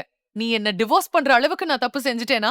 என்ன உன் வாழ்க்கையில இருந்து தூக்கி போட்டுட முடியும்னு நினைக்கிறியா என்று சொல்லி கதறி அழுதாள். சக்தியை இப்படியொரு நிலையில் பார்த்த அனைவரும் பரிதாபப்பட்டனர். சக்தியின் அம்மா பானுமதி தன் மகளிடம் செல்ல முற்பட்டார். ஆனால் தர்மராஜ் பானுமதியின் கையை பிடித்து போக வேண்டாம் என்று தலையை ஆட்டினார். சக்தியின் வலியைக் கண்டு அனன்யாவின் கண்களும் கலங்கின. ஆனால் அவளால் ஒன்றும் செய்ய முடியவில்லை. அதே சமயம் சக்தியின் கேள்வியையும் அவள் சொன்ன வார்த்தையையும் கேட்ட ரோஹன் அவள் கண்களில் வழிந்த கண்ணீரை துடைத்துவிட்டு சற்றே வலி நிறைந்த குரலில், சக்தி, என்னால உன்னை டிவோர்ஸ் பண்றத நினைச்சு கூட பார்க்க முடியாது என்றான். அவன் சொன்னதை கேட்ட சக்தி ரோஹனின் இரு கண்ணங்களையும் பிடித்துக்கொண்டு, அப்படின்னா ஏன் ரோஹன், ஏன் இப்படி செய்றீங்க? என்னையே உங்களை விட்டு அனுப்ப பாக்குறீங்க என்று கேட்டாள். சக்தியின் கேள்விக்கு வலிமிகுந்த புன்னகையுடன், உனக்காகதான் என்றான். ரோஹனின் பதிலை கேட்ட சக்தி ஒரு கணம் வாயடைத்துப் போனாள். ரோஹனின் கைகளிலிருந்து அவளின் கை தளர்ந்து கீழே விழுந்தது. ரோஹன் மீண்டும் அவளிடம், "இதத்தானே நீ விரும்பின சக்தி? பாரு, நீ ஆசைப்பட்ட மாதிரியே உன்னை இந்த கட்டுப்பாட்டுல இருந்து விடுவிச்சிட்டேன். நீ இனிமே என்ன வேணும்னாலும் செய்யலாம். தாத்தாவோ இல்ல அண்ணியோ யாரும் உன்னை தடுக்க மாட்டாங்க. உனக்கு இனிமே யாருக்கும் புரிய வைக்க வேண்டிய அவசியம் இல்ல. நீ யார்கிட்டயும் எதுவும் சொல்ல வேண்டியதில்ல. இனிமே நீ ஃப்ரீயா இருக்கலாம்" என்று சொன்னான். அவன் சொன்னதை கேட்ட சக்தி விரக்தியான குரலில், "ரோஹன்" என்று அழைக்க, ரோஹன் அவளின் தோளை பிடித்து சிரித்துக்கொண்டே, "உனக்கு இதுதானே வேணும் சக்தி? நீ இனிமே ஃப்ரீயா இருக்கலாம். இந்த கேஸ் பத்தி நீ கவலைப்பட வேண்டியதில்ல. அண்ணி ஏற்கனவே இந்த விஷயத்த சரி பண்ணிட்டாங்க. அந்த ஃபேஷன் வீக்ல உன்னோட டிசைனை யூஸ் பண்ணிருக்காங்கன்னு கவலைப்பட வேணாம். அண்ணி அந்த விஷயத்த கவனிச்சுக்குவாங்க. இன்னும் கொஞ்ச நாள்ல எல்லாம் முடிஞ்சிரும். இப்ப நீ உன்னோட வாழ்க்கையில கவனம் செலுத்தலாம். உன்னோட பிரச்சனையில நாங்க யாரும் உன்னோட நிக்க முடியாதுன்னு நீ நினைக்கிற. ஆனா பாரு, ஆனா நீ எதுவும் சொல்லாமலேயே அண்ணனும் அண்ணியும் எல்லாத்தையும் பாத்துக்கறாங்க. அதுக்காக நான் மன்னிப்பு கேட்டுக்கிறேன். அண்ணாவும் அண்ணியும் இத செஞ்சிருக்க கூடாது. ஆனா என்ன பண்றது? குடும்பத்துல உள்ளவங்க எந்த பிரச்சனையில இருந்தாலும் அவங்களால பொறுத்துக்க முடியாது. அவங்க உனக்கு ஹெல்ப் பண்ணதுக்கு மன்னிச்சுக்கோ. இனிமே அவங்க எதுலயும் தலையிடாம நான் பாத்துக்கிறேன். நீ ஃப்ரீயா இருந்துக்கலாம், சரியா? என்று சொல்லிவிட்டு சக்தியை பார்த்துவிட்டு திரும்பினான். சக்தி அவசரமாக அவனை தடுத்து நிறுத்தி, "ரோஹன், நான் சொல்றத கேளு. நான் எப்பவாவது உன்கிட்ட அப்படி சொல்லியிருக்கேனா? நான் ஒரு தடவை தப்பு செஞ்சேன். அதுக்கு இவ்ளோ பெரிய தண்டனைய குடுக்கற?" என்று கேட்டாள். ரோஹன் சற்றே அமைதியான குரலில், "தப்பு உன்னோடதில்ல சக்தி, என்னோடதுதான். நான் உனக்கு தகுதியானவன் இல்லைன்னு என்னால புரிஞ்சுக்க முடியுது. அதனாலதான் இந்த உறவுக்குள்ள வந்ததுக்கு அப்புறமும் உன்னால சரியா எதையும் ஷேர் பண்ண முடியாம இருக்கு. எல்லாத்துக்கும் மேல உன்னால ஒரு தடவை கூட என்ன நம்ப முடியல. உனக்காகவே எப்பவும் யோசிக்கிற என்னோட அன்புலயும் நம்பிக்கையிலயும் என்ன குறை இருந்துச்சு? நான் உன்னோட புருஷன் ஆகுறதுக்கு முன்னாடியே உன்னோட ஃப்ரெண்ட் இல்லையா? ஆனா உன்னோட நட்ப கூட உன்னால மெயின்டைன் பண்ண முடியல. அப்படி என்ன ஃப்ரெண்டா நினைச்சிருந்தா உனக்கு ஒரு பிரச்சனைன்னு வந்ததும் முதல்ல என்னோட ஞாபகம் தானே வந்திருக்கணும். நமக்கு கல்யாணம் ஆகி 3 வருஷம் ஆகுது சக்தி. ஆனா உனக்கு என் மேல நம்பிக்கை இல்ல இல்லையா? உனக்கு துணையா இருக்கிற அளவுக்கு நீ என்ன நினைக்கலல்ல?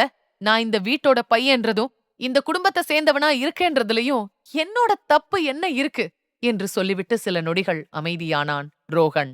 பிறகு எதையோ யோசித்தவன், "இல்ல சக்தி, இது ஏன் தப்பில்ல. நான் இந்த வீட்டோட மகன்றது என்னோட பெருமை. எந்த பிரச்சனையும் ஆரம்பிக்கிறதுக்கு முன்னாடியே அது முடிஞ்சிரும். இதுல என்ன குறை இருக்குன்னு நீயே சொல்லு. என் குடும்பத்தோட பெயரை இன்னைக்கு வரை உன்னால ஏத்துக்க முடியல இல்லையா?" என்று கேட்டான். ரோஹனின் கேள்விகளினால் சிக்கித் திணறினாள் சக்தி. வலி நிறைந்த குற்ற உணர்வுடன் ரோஹனை பார்த்தவள், "அது அப்படி இல்ல ரோஹன். எனக்குன்னு நான் சொந்தமா ஒரு பேரை உருவாக்கணும்னு நினைச்சேன். அது உனக்கு தெரியும் இல்லையா?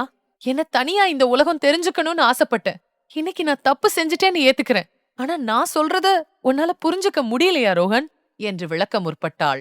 ரோஹன் சக்தியின் வார்த்தையை அலட்சியம் செய்வதை பார்த்த சக்தி அனன்யா பக்கம் திரும்பி, "அக்கா, நீங்களாவது ரோஹனுக்கு விளக்கமா சொல்லுங்க. என்னோட தப்பு அவ்ளோ பெருசா? அதுக்காக இவ்ளோ பெரிய தண்டனை கொடுக்கணுமா? ருத்ரன் மாமா இறந்துட்டார்னு நினைச்சு நீங்க பிசினஸ கவனிச்சுக்கிட்டீங்க. அப்போ யாரும் உங்களை கேள்வி கேட்கலையே. நீங்களும் இது போல தப்பு செஞ்சிருக்கலாம்ல. ஆனா உங்க தப்ப பத்தி யாரும் எதுவும் சொல்லலையே. என்னோட தப்ப மட்டும் ஏன் இவ்ளோ பெருசா பேசுறாங்க? அக்கா, நான் சொந்தமா ஏதாவது செய்யணும்னு நினைக்கிறது என்னோட தப்பா? நீங்க ருத்ரன் மாமாவோட பேரை பின்னால வச்சு எல்லாத்தையும் ஈஸியா அடைஞ்சிட்டீங்க. அப்படியே இருந்தாலும் நீங்க எப்பவாவது ஜெயராம் மாதிரியான ஆளை சந்திச்சிருக்க மாட்டீங்களா?" என்று கேட்டாள். சக்தி சொன்ன கடைசி வார்த்தையை கேட்ட ருத்ரனுக்கு மிகவும் கோபம் வந்தது.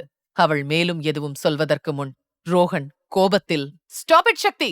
என்று கடுமையான குரலில் கர்ஜித்தான். எபிசோட் 279. சக்தி கோபத்தில் அனன்யா பற்றி பேசியதை கேட்ட ருத்ரனுக்கு மிகவும் கோபம் வந்தது. அவன் எதுவும் சொல்வதற்கு முன் ரோஹன், "சக்தி, ஸ்டாப் இட்!" என்று கடுமையாக கர்ஜித்தான். ரோஹனின் கோபமான கண்களை பார்த்ததும் பயத்தில் நடுங்கிப் போனாள் சக்தி. ரோஹன் கோபத்துடன் கையை நீட்டி, "போதும் சக்தி, நீ அண்ணிய பத்தி தப்பா பேசுறத என்னால கேட்க முடியாது" என்று சொன்னான். ரோஹன் அனன்யாவுக்காக பேசுவதை கேட்ட சக்திக்கு கோபம் வந்தது. அவளும் கோபத்துடன், "ஏன் கேட்க மாட்ட ரோஹன்? ஏன் உங்க அண்ணி எப்பவும் சரியா இருப்பாங்கன்னு நினைக்கிறியா? அவங்க எப்படி எல்லாத்துலயும் சரியா இருக்க முடியும்? ஏன்னா அவங்கள இந்த குடும்பத்துல இருக்கிறவங்க அன்போட ஏத்துக்கிட்டாங்க. ஆனா என்ன இந்த குடும்பம் ஏத்துக்குச்சா இல்லையான்னு கேட்டா எனக்கே தெரியல.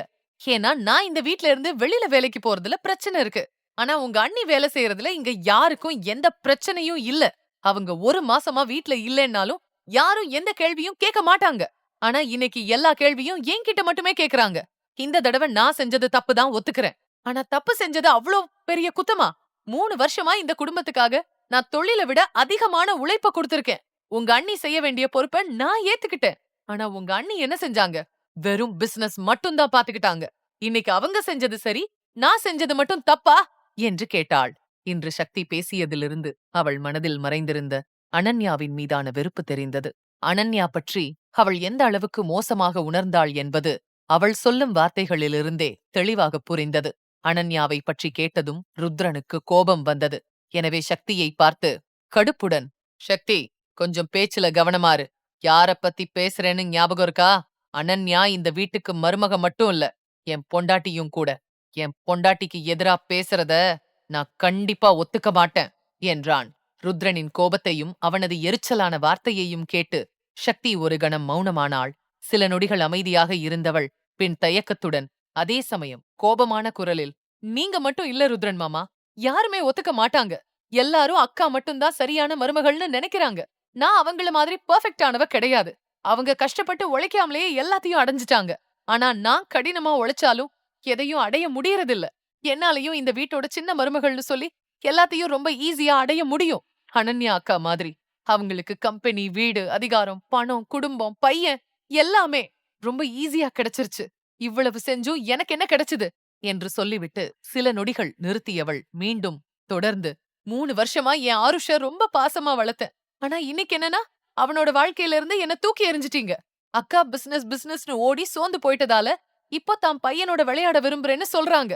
3 வருஷமா அவங்களோட பையனை பத்தி எதுவுமே யோசிக்கல, அவனை கண்டுக்கல. ஆனா இன்னைக்கு திடீர்னு ரொம்ப பாசத்தை கொட்டி என் மகனை என்கிட்ட இருந்து பிரிக்க பாக்குறாங்க. ஆருஷ் என்னோட பையன். நான் அவனை பெத்து எடுக்கலன்றது உண்மைதான். ஆனா அவனை ஒரு அம்மாவ மாதிரி வளர்த்த. அவனோட ஒவ்வொரு அழகான தருணத்திலையும் நான் தான் அவனோட இருந்திருக்கேன். அத அக்கா இன்னைக்கு அவங்க உரிமைன்னு கேட்டு வந்திருக்காங்க. அதே சமயம் அவங்களோட என்று அவள் மேற்கொண்டு எதுவும் சொல்வதற்கு முன் அவள் கன்னத்தில் அறையும் சத்தம் கேட்டது. அனன்யா சக்தியின் வார்த்தைகளை கேட்டு கண்களை மூடியபடி அங்கே நிற்க தனக்குள் தைரியத்தை ஏற்படுத்திக் கொண்டிருந்தாள். அப்போது திடீரென அறைந்த சத்தத்தால் அனன்யா உட்பட அனைவரும் அதிர்ச்சியடைந்தனர். அறைந்ததை விட தன்னை அறைந்தவனை பார்த்து அதிர்ச்சியடைந்தாள் சக்தி. ஏனெனில் அது வேறு யாருமில்லை, ரோகன்தான். இன்று வரை சக்தியிடம் சத்தமாக கூட பேசாத ரோகன் இன்று அவளை அடித்ததைக் கண்டு உறைந்து போனாள். ரோகன் கோபத்தில் கண்கள் சிவந்தபடி அவளை பார்த்து, போதும், நிறுத்து சக்தி. இனிமே ஒரு வார்த்தை பேசுன அவ்வளவுதான் சொல்லிட்டேன். அண்ணி பத்தி தப்பா பேசிக்கிட்டே போற. என்னால இனிமே அவங்களுக்கு எதிரா ஒரு வார்த்தைய கூட உன்கிட்ட இருந்து கேட்க முடியாது. ஏன்னா ஒரு மகனா தன்னுடைய அம்மாவ மரியாதை இல்லாம மத்தவங்க பேசுறத பொறுத்துக்க முடியாது என்னால. அது மட்டும் இல்ல, அண்ணி எனக்கு அம்மான்ற அந்தஸ்தை தாண்டி கடவுள் மாதிரின்னு சொல்லுவேன். அண்ணி எல்லாத்தையும் ரொம்ப ஈஸியா அடைஞ்சிட்டாங்கன்னு நினைக்கிறியா? அண்ணியோட வாழ்க்கை ரொம்ப எளிமையானது. நீ அவங்களுக்கு பதிலா ஆருஷ கவனிச்சுக்கிட்டு அவங்களோட பொறுப்பை நிறைவேத்தினியா? நீ வீட்டை கவனிச்சுக்கிட்டியா என்று சொல்லிவிட்டு சில நொடிகள் நிறுத்திய ரோகன் பிறகு சக்தியின் கண்களை பார்த்து, இன்னைக்கு நான் உனக்கு எல்லா பிரச்சனையையும் தெளிவுபடுத்துறேன். நீ அண்ணியோட பொறுப்பை செஞ்சிட்டு இருந்த அதே நேரம் அண்ணி என்னோட பொறுப்பை நிறைவேத்திட்டு இருந்தாங்க. இந்த வீட்டோட மருமகளா இருந்து ஒரு மகனா இருக்கிற பொறுப்பை அவங்க நிறைவேத்தினாங்க. அண்ணி தன்னோட துக்கத்துல இந்த பிசினஸ கையில எடுக்கிற முடிவை எடுக்கலன்னா இந்த குடும்பத்தை யாராலையும் காப்பாத்திருக்க முடியாது. ஏன்னா இந்த குடும்பத்தோட 2வது பையனா இருந்த நான் என்னோட பொறுப்பை நிறைவேத்த முடியாம பின்வாங்கிட்டேன். என்னால இந்த முழு பொறுப்பையும் ஏத்துக்க முடியலன்றதுதான் உண்மை. அதனாலேயே இந்த சூழ்நிலைக்கு முன்னால அண்ணி இந்த நடவடிக்கையை எடுக்க வேண்டிய கட்டாயத்துல இருந்தாங்க.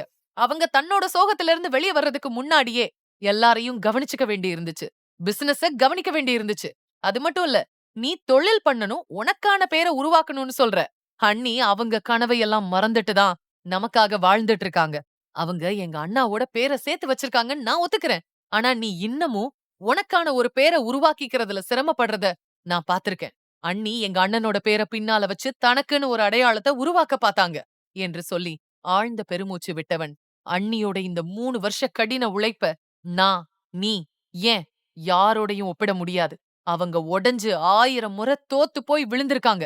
ஆனாலும் ஒவ்வொரு தடவையும் தனக்கு தானே ஆறுதல் சொல்லி சமாளிச்சு தன்னை நிரூபிச்சு காட்டியிருக்காங்க. என்ன சொன்ன? அண்ணிக்கிட்ட கம்பெனி, பணம், அதிகாரம், வீடு எல்லாம் இருக்கா? அவங்க வாழ்க்கைய பத்தி நீ யோசிச்சு பாத்தியா? என்ன விட்டு விலகுன கொஞ்ச நேரத்திலேயே நீ இப்படி ரியாக்ட் பண்ண. ஆனா அண்ணி அவங்க புருஷனையே இழந்து தவிச்சாங்க. அவங்களுக்காக யாரு இருந்தா? அவங்க யாருக்காக வாழணும்னு இருந்தாங்களோ அவரே இல்லைன்னாலும் எங்களுக்காக வாழ ஆரம்பிச்சாங்க. எங்களையும் உன்னையும் சமாளிச்சாங்க என்றான். ரோகன் சொன்னதை கேட்டு மௌனமானாள் சக்தி. அனன்யா ருத்ரன் இல்லாத துக்கத்தால் பிசினஸில் சேரவில்லை என்பதை அறிந்ததும் ரோகனின் பொறுப்பை அவள் நிறைவேற்றினாள் என்பது தெரிந்ததும் கொஞ்சம் விசித்திரமாக உணர்ந்தாள் சக்தி. சில நொடிகள் அமைதியாக ரோகனையை பார்த்து கொண்டிருந்தாள். ரோகன் இன்று எல்லாவற்றையும் தெளிவுபடுத்தும் மனநிலையில் இருப்பது போல தோன்றியது. சக்தியின் மௌனத்தை பார்த்தவன், ஏன் சக்தி சைலண்டா இருக்க? இப்போ எதுவும் சொல்ல மாட்டியா? இந்த வீட்டுக்காக நீ என்ன செஞ்சேன்னு சொல்ல மாட்டியா? உனக்கு இன்னொரு உண்மையை சொல்றேன் கேளு. அன்னைக்கு ரிப்போர்ட்ட காட்டி என்ன சைலண்ட் ஆக்குனது ஞாபகம் இருக்கா? அதே ரிப்போர்ட் ஒரு நாள் நீ மயங்கி விழுந்த சமயம் நாம ரெஸ்ட் எடுக்கும்போது கிடைச்ச ரிப்போர்ட். அதுல நீ ஃபியூச்சர்ல அம்மாவாகும் வாய்ப்பு 5% தான் இருக்குன்னு தெரிஞ்சுக்கிட்டோம். நம்ம 2 பேர் அப்புறம் உங்க பேரண்ட்ஸ தவிர வேற யாருக்கும் இது தெரியாதுன்னு நினைச்சிட்டு இருக்க. ஆனா இந்த விஷயம் அன்னிக்கு ஏற்கனவே தெரியும். அது மட்டும் இல்ல, உன்னை நல்லபடியா கவனிச்சுக்கணும்னு கேட்டு அப்பா தாத்தா உட்பட எல்லார்கிட்டயும் அதை விளக்குனாங்க. எல்லாம் தெரிஞ்சதுக்கு அப்புறமும் என் குடும்பம் அண்ணியை ஏத்துக்கிட்டது போல உன்னையும் ஏத்துக்கிட்டாங்க. அது மட்டும் இல்ல, அண்ணி இப்ப வரைக்கும் பல நாட்டுல இருக்கிற டாக்டர்ஸ் கிட்ட இத பத்தி டிஸ்கஸ் பண்ணிட்டு தான் இருக்காங்க. உன்னோட ட்ரீட்மெண்ட்காக என்கிட்டயும் பேசியிருக்காங்க. நீ தாயாகணும்னு எவ்ளோ செலவு பண்ணிருக்காங்கன்னு உனக்கு தெரியுமா? ஆனா நீ அவங்க குழந்தையவே பறிக்க பாக்குற. ஆனா அண்ணி இன்னமும் உன்னை குறை சொன்னது இல்ல. நீ இத நினைச்சு உடைஞ்சு போக கூடாதுன்னு தான் உன்னோட சோகத்தை மறைக்கணும்னு நினைச்சு ஆருஷ பாத்துக்கிற முழு பொறுப்பையும் உன்கிட்ட கொடுத்தாங்க என்று சொல்லும்போதே ரோகனின் கண்களில் கண்ணீர் வழிந்தது. அதே நேரம் சக்தியின் செயலில் கோபமானவன் கண்ணீர் வடியும் கண்களில் கோபத்துடன், இப்போ அவங்களோட சோகத்துக்கு நீயே காரணமாயிட்ட. அண்ணி மேல கேஸ் போட நினைக்கும் போது உனக்கு கொஞ்சம் கூட உடம்பு கூசல? அதுவும் குழந்தைய பாத்துக்கிறது இல்லைன்னு காரணம் சொல்லி அவங்க மேல கேஸ் போட பாக்குற? உலகத்துக்கு முன்னாடி அண்ணிய ஒரு மோசமான அம்மாவா நிரூபிக்க விரும்புற. ஏன் சக்தி இப்படியெல்லாம் செய்ய நினைக்கிற என்று கேட்டான். உண்மையை அறிந்த சக்தி திகைத்துப் போனாள். ஆனால் ரோகன் கடைசியாக சொன்ன வார்த்தையை கேட்டு அதிர்ச்சியடைந்தவள் சற்றே தயக்கத்துடன், என்ன சொல்ற ரோகன்? நான் என்ன என்று ஏதோ சொல்ல வந்தபோது ரோகன் கோபமாக விரலை நீட்டி, பொய் சொல்லாத சக்தி. நான் ஏற்கனவே உன்னோட லேப்டாப்ல வக்கீல் நோட்டீஸ் காப்பிய பாத்துட்டேன். அத வக்கீல் கிட்ட கேட்டும் கன்ஃபார்ம் பண்ணிக்கிட்டேன். அண்ணி ஆருஷ சரியா கவனிச்சுக்கிறது இல்லன்னு சொல்லி ஆருஷ பாத்துக்கிற பொறுப்ப சட்டப்பூர்வமா வாங்க விரும்பியிருக்க. அவங்கள ஒரு மோசமான அம்மாவா இந்த உலகத்துக்கு காட்ட நினைச்சிருக்க என்றான். ரோகன் சொன்னதை கேட்டு சக்தி உட்பட அனைவரும் அதிர்ச்சியடைந்தனர். இதை கேட்டதும் அனன்யா நிலை தடுமாறி சறுக்கினாள். ஆனால் ருத்ரன் உடனே அவளை தாங்கிப் பிடித்துக் கொண்டான். சக்தி இப்படி செய்வாள் என்று அனன்யாவால் நினைத்துக்கூட பார்க்க முடியவில்லை. தன் அன்பையும் நம்பிக்கையையும் அவள் பயன்படுத்திக் கொள்வாள் என்று யோசிக்க கூடவில்லை. அவளை புரிந்து கொண்டு ஆருஷை கவனித்துக் கொள்ளும் பொறுப்பை கொடுத்தாள். ஆனால் பதிலுக்கு சக்தி அவளிடம் குழந்தையை பறிக்க விரும்புவதை அனன்யாவால் ஏற்றுக்கொள்ள முடியவில்லை. இதை யோசித்துப் பார்த்த அனன்யாவின் உடல் நடுங்க ஆரம்பித்தது. ருத்ரனை கண்ணீருடன் பார்த்தாள். அனன்யாவிற்குள் எழும் உணர்ச்சிகளை ருத்ரன் நன்றாக உணர்ந்தான். பிள்ளையை விட்டு விலகிப்போக நேருமோ என்ற எண்ணத்தில் அவர்களின் இதயம் ஒரு கணம் நின்று போனது போல இருந்தது. இது சாத்தியமில்லை என்றாலும் அதை கேட்ட நொடி அவர்கள் அதிர்ந்து போனார்கள். தன் குடும்பத்தில் இப்படியொரு சம்பவம் நடப்பதை அவர்கள் இருவராலும் நினைத்துக்கூட பார்க்க முடியவில்லை. ரோகன் அனன்யா மற்றும் ருத்ரனிடம் வந்து அவர்கள் முன் கைகூப்பி, அண்ணா, அண்ணி, என்ன மன்னிச்சிருங்க. சக்தியோட முட்டாள்தனத்துக்காக நான் உங்ககிட்ட மன்னிப்பு கேட்டுக்கிறேன். என்ன மன்னிச்சிருங்க. நீங்க என்று ரோகன் மேலும் எதுவும் சொல்வதற்குள் அனன்யா பொறுமையின்றி எதுவும் பேசாமல் அந்த இடத்தை விட்டு வெளியேறினாள். அதை பார்த்த ருத்ரனும் அவளை பின்தொடர்ந்து சென்றான். மொத்த குடும்பமும் அமைதியானது. ரோகன் சக்தியை பார்த்து வருத்தம் நிறைந்த குரலில், சக்தி, இப்போ நீ நான் விரும்பின சக்தி இல்ல. ஏன்னா உன்னோட மனசுல இப்ப நான் இல்ல. உன்னோட பிடிவாதம் மட்டும்தான் இருக்கு. அன்னிக்கிட்ட ஆருஷ கேளுன்னு சொன்னேன் இல்லையா? நான் கேட்டிருந்தா அவங்க நிச்சயம் மறுக்க மாட்டாங்க. ஏன்னா அவங்க மனசு அந்த அளவுக்கு ரொம்ப பெருசு. நாம கேட்டிருந்தா இதையும் கொடுத்திருப்பாங்க. ஆனா இந்த விஷயத்துல அவங்கள நோகடிக்க எனக்கு விருப்பம் இல்ல. ஏன்னா நீ அதுக்கு தகுதியானவ இல்ல. நீ விரும்பினது மாதிரி இப்போ இந்த உறவுல இருந்தும் இந்த பொறுப்புல இருந்தும் இந்த பெயர்ல இருந்தும் விடுபடலாம். ஆனா என்னால எப்பவும் உன்னை டிவோர்ஸ் பண்ண முடியாது. ஏன்னா நான் இப்பவும் உன்னை நேசிக்கிறேன். ஆனா வேற யாரோடவோ நீ வாழ்க்கையில இணையணும்னு ஆசைப்பட்டா அப்போவா நிச்சயமா நான் உனக்கு டிவோர்ஸ் கொடுக்க ட்ரை பண்றேன். இதை என் மனசால செய்யலைன்னாலும் உனக்காக செய்வேன் என்று சொல்லி கண்ணீருடன் விரக்தியாக புன்னகைத்தவன் அதற்கு மேல் எதுவும் பேச முடியாமல் வேகமாக வீட்டிலிருந்து வெளியேறினான். சக்தி ரோகனை தடுத்து நிறுத்த நினைத்தாள். ஆனால் இன்று அவன் எதையும் கேட்கும் மனநிலையில் இல்லை என்பதை உணர்ந்து அமைதியானவள் அப்படியே தரையில் சரிந்து உட்கார்ந்து சத்தமாக அழ ஆரம்பித்தாள். அதைக் கண்ட கோமதி வேகமாக சென்று சக்தியை தாங்கினார். சக்தி விஜயேந்திரரை கண்ணீர் நிறைந்த கண்களுடன் பார்த்தாள். ஆனால் விஜயேந்திரர் எதுவும் சொல்லாமல் தலையை குனிந்து தன் அறைக்குள் சென்றார். ஆகாஷின் நிலையும் அதுதான். இந்த வீட்டில் எப்போதும் சக்திக்கு துணையாக இருந்தவர் இன்று சக்தியின் நடவடிக்கையைக் கண்டு மிகவும் வருத்தமடைந்தார். சிறிது நேரத்தில் அனைவரும் அங்கிருந்து புறப்பட சக்தி இன்று தனித்து விடப்பட்டாள். சக்தியின் எல்லா தவறுகளையும் அனைவரும் மன்னிக்கலாம். ஆனால் அனன்யாவுக்கு இன்று அவள் ஏற்படுத்திய வலியை யாராலும் ஏற்றுக்கொள்ள முடியாது. தாயிடமிருந்து குழந்தையை பறிக்க முயன்றது அனைவரின் மனதையும் புண்படுத்தியது. சிரித்துக்கொண்டே பிறர் சிரிக்க காரணமாக இருந்த ரோகன் இன்று சக்தியால் சிரிப்பை இழந்து போனான். ரோகன் உள்ளிருந்து முற்றிலும் உடைந்து போனான். இது அவனது வாழ்க்கையில் எடுத்த மிக கடினமான முடிவு. சக்தியை விட்டு விலகி இருக்க நினைக்காதவன் இன்று சக்தியை தன்னிடமிருந்து விலக்கி வைக்க முடிவு செய்தான். அனன்யா எதுவும் பேசாமல் ஆருஷின் கையை இறுக்கிப் பிடித்துக்கொண்டு அமர்ந்திருந்தாள். ஒரு தாயாக தன் குழந்தையை இழக்க நேரிடுமோ என்ற பயம் அவளை மிகவும் பதட்டப்பட செய்தது. தன் வெறுமையான கண்களால் ஆருஷையே பார்த்து கொண்டிருந்தாள். அனன்யாவின் மனநிலையை புரிந்து கொண்ட ருத்ரன் அவள் அருகில் வந்து கையை நீட்ட பயந்து போன அனன்யா ஆருஷை இறுக்கிப் பிடித்துக் கொண்டாள். ஆனால் ருத்ரனின் கண்களை பார்க்கும்போது அவளின் கண்ணீர் பெருகியது. அனன்யாவை இந்த நிலையில் பார்க்க ருத்ரனால் தாங்க முடியவில்லை. வேகமாக அனன்யா அருகில் அமர்ந்து அவளது தலையை தன் மார்பில் சாய்த்துக் கொண்டு அவளது தலையை வருடிக் கொடுத்து தான் அவளுடன் இருப்பதாகவும் வேறு யாரும் குழந்தையை அவளிடமிருந்து பறிக்க முடியாது எனவும் உறுதியளித்தான். எபிசோட் 280. சக்தியின் பெற்றோர் அவளை வீட்டிற்கு அழைத்துச் சென்றனர். நடந்த சம்பவத்தை நினைத்து சக்தி முற்றிலும் சுய நினைவை இழந்தாள். நடந்தது சரியா தவறா என்பதை விட ரோஹன் தன்னை விட்டுச் சென்றதுதான் அவளுக்கு மிகவும் வேதனையாக இருந்தது. சக்திக்கு அவன் பேசியதை விட அவன் தன்னை விட்டுச் சென்றது அதிக வலியை ஏற்படுத்தியது. ரோஹனின் வார்த்தைகள், வலி நிறைந்த புன்னகை, வலியை மறைத்துக் கொண்டு வாழ்ந்தது. இதையெல்லாம் யோசித்த சக்தி மிகவும் உடைந்து போனாள். தர்மராஜ் தன் மனைவியிடம் சக்தியை அவளுடைய அறைக்கு அழைத்துச் செல்லும்படி கூறிவிட்டு எதுவும் பேசாமல் தன் அறைக்கு சென்றார். இன்று தன் அப்பா முதல் முறையாக தன்னிடம் எதுவும் பேசவில்லை என்பதை உணர்ந்தாள் சக்தி. ஆனால் அவரது மௌனம் நிறைய சொன்னதை சக்தி கவனித்தாள். பிறகு தன் அம்மாவை பார்க்க அவருடைய வலியையும் அவரின் கண்கள் தெளிவாக சொல்லியது. ஆனால் யாரும் அவளுக்கு ஒரு ஆறுதல் வார்த்தை கூட சொல்லவில்லை. இதையெல்லாம் கவனித்த சக்திக்கு மிகவும் வருத்தமாக இருந்தது. அவள் இப்போது மிகவும் தனிமையாகவும் ஏதோ தெரியாத இடத்தில் மாட்டிக்கொண்டது போலவும் உணர்ந்தாள். இங்கே தன் வீட்டில் தாத்தாவின் கசப்பான அதே சமயம் உண்மையான வார்த்தைகள் இல்லை. அனன்யாவின் பாசம் இல்லை. ஆகாஷின் ஆறுதல் இல்லை. ரோஹனின் அன்பு இல்லை. ஆருஷின் குறும்புகளும் இல்லை. எதுவுமே இங்கு இல்லாமல் சக்தி தனிமையாகிப் போனாள். அவள் ஆசைப்பட்ட சுதந்திரம் கிடைத்தும் சக்தி மகிழ்ச்சியடையவில்லை. பானுமதி சக்தியை அவள் அறைக்கு அழைத்துச் சென்று அவளுக்கு மருந்து கொடுத்து தூங்க வைத்தார். மருந்து சாப்பிட்டும் கூட சக்திக்கு ஏனோ தூக்கம் வரவில்லை. கண்களிலிருந்து அவ்வப்போது கண்ணீர் மட்டும் வந்து கொண்டே இருந்தது. இப்படியே 2 நாட்கள் கழிந்தன. ரோஹனின் வீட்டிலும் எல்லோரும் அமைதியாகிப் போனார்கள். ரோஹன் தொடர்ந்து தன் வேலையை செய்து வந்தான். அவன் உதடுகளில் புன்னகை மரத்துப் போயிருந்தது.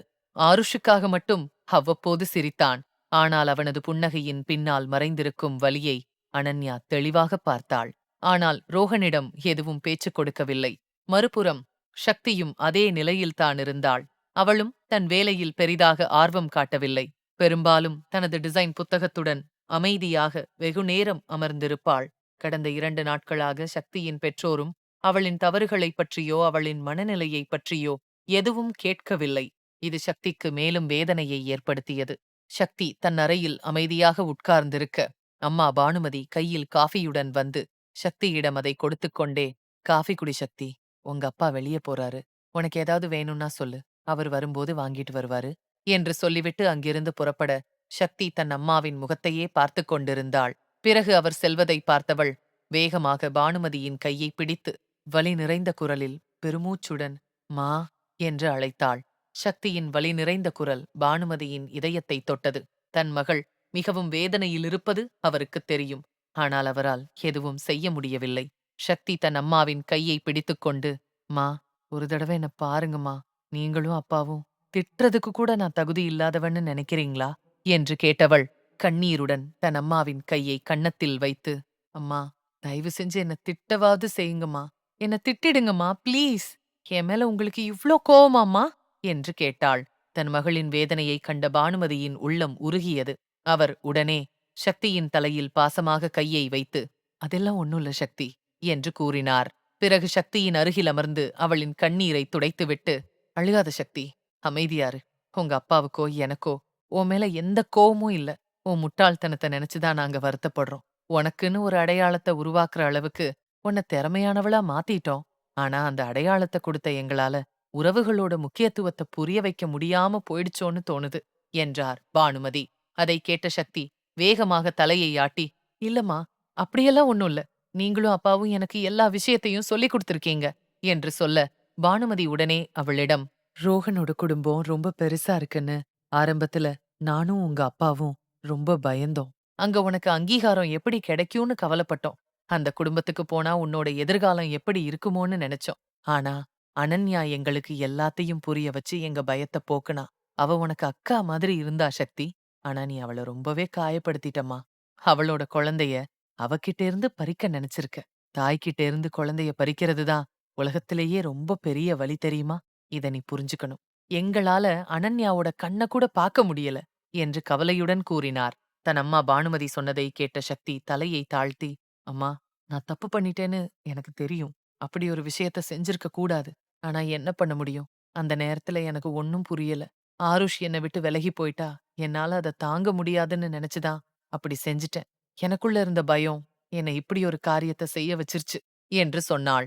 பானுமதி தன் மகள் சொன்னதை கேட்டு, சக்தி, ஒரு அம்மாவ கஷ்டப்படுத்திட்டு உன்னோட சந்தோஷத்த அடைய நினைச்சியா? இத நாங்க உனக்கு சொல்லிக் கொடுக்கலையே என்று வருத்தத்துடன் கூறினார். அதை கேட்ட சக்தி மௌனமானாள். அவள் கண்களில் தான் செய்த தவறுக்காக வெட்கப்பட்டது தெரிந்தது. தன் அம்மாவின் கண்களை பார்க்கக்கூட அவளுக்கு தைரியம் வரவில்லை. அதை பார்த்த பானுமதி சக்தியின் கையை பிடித்து, உனக்கு தெரியுமா சக்தி, சின்ன வயசுலேருந்து உன்னோட உள்ளங்கையில இருக்க கோடுகளை பார்த்து நீ என்னவாக போறேன்னு நான் யோசிச்சிருக்கேன். என் மகளால இந்த உலகத்துல இருக்கிற எல்லா சந்தோஷத்தையும் அடைய முடியுமான்னு நினைச்சிருக்கேன். ஏன்னா உனக்கு எல்லா சந்தோஷத்தையும் கொடுக்கற நிலைமையில நாங்க இல்ல. ஆனா நீ ரோஹன கல்யாணம் செஞ்சுக்கிட்டதுக்கு அப்புறம் எங்க பொண்ணுக்கு இதை விட சிறந்த வாழ்க்கைய கொடுத்திருக்க முடியாதுன்னு நாங்க உணர்ந்தோம். உனக்கு எல்லாமே கிடைச்சது சக்தி.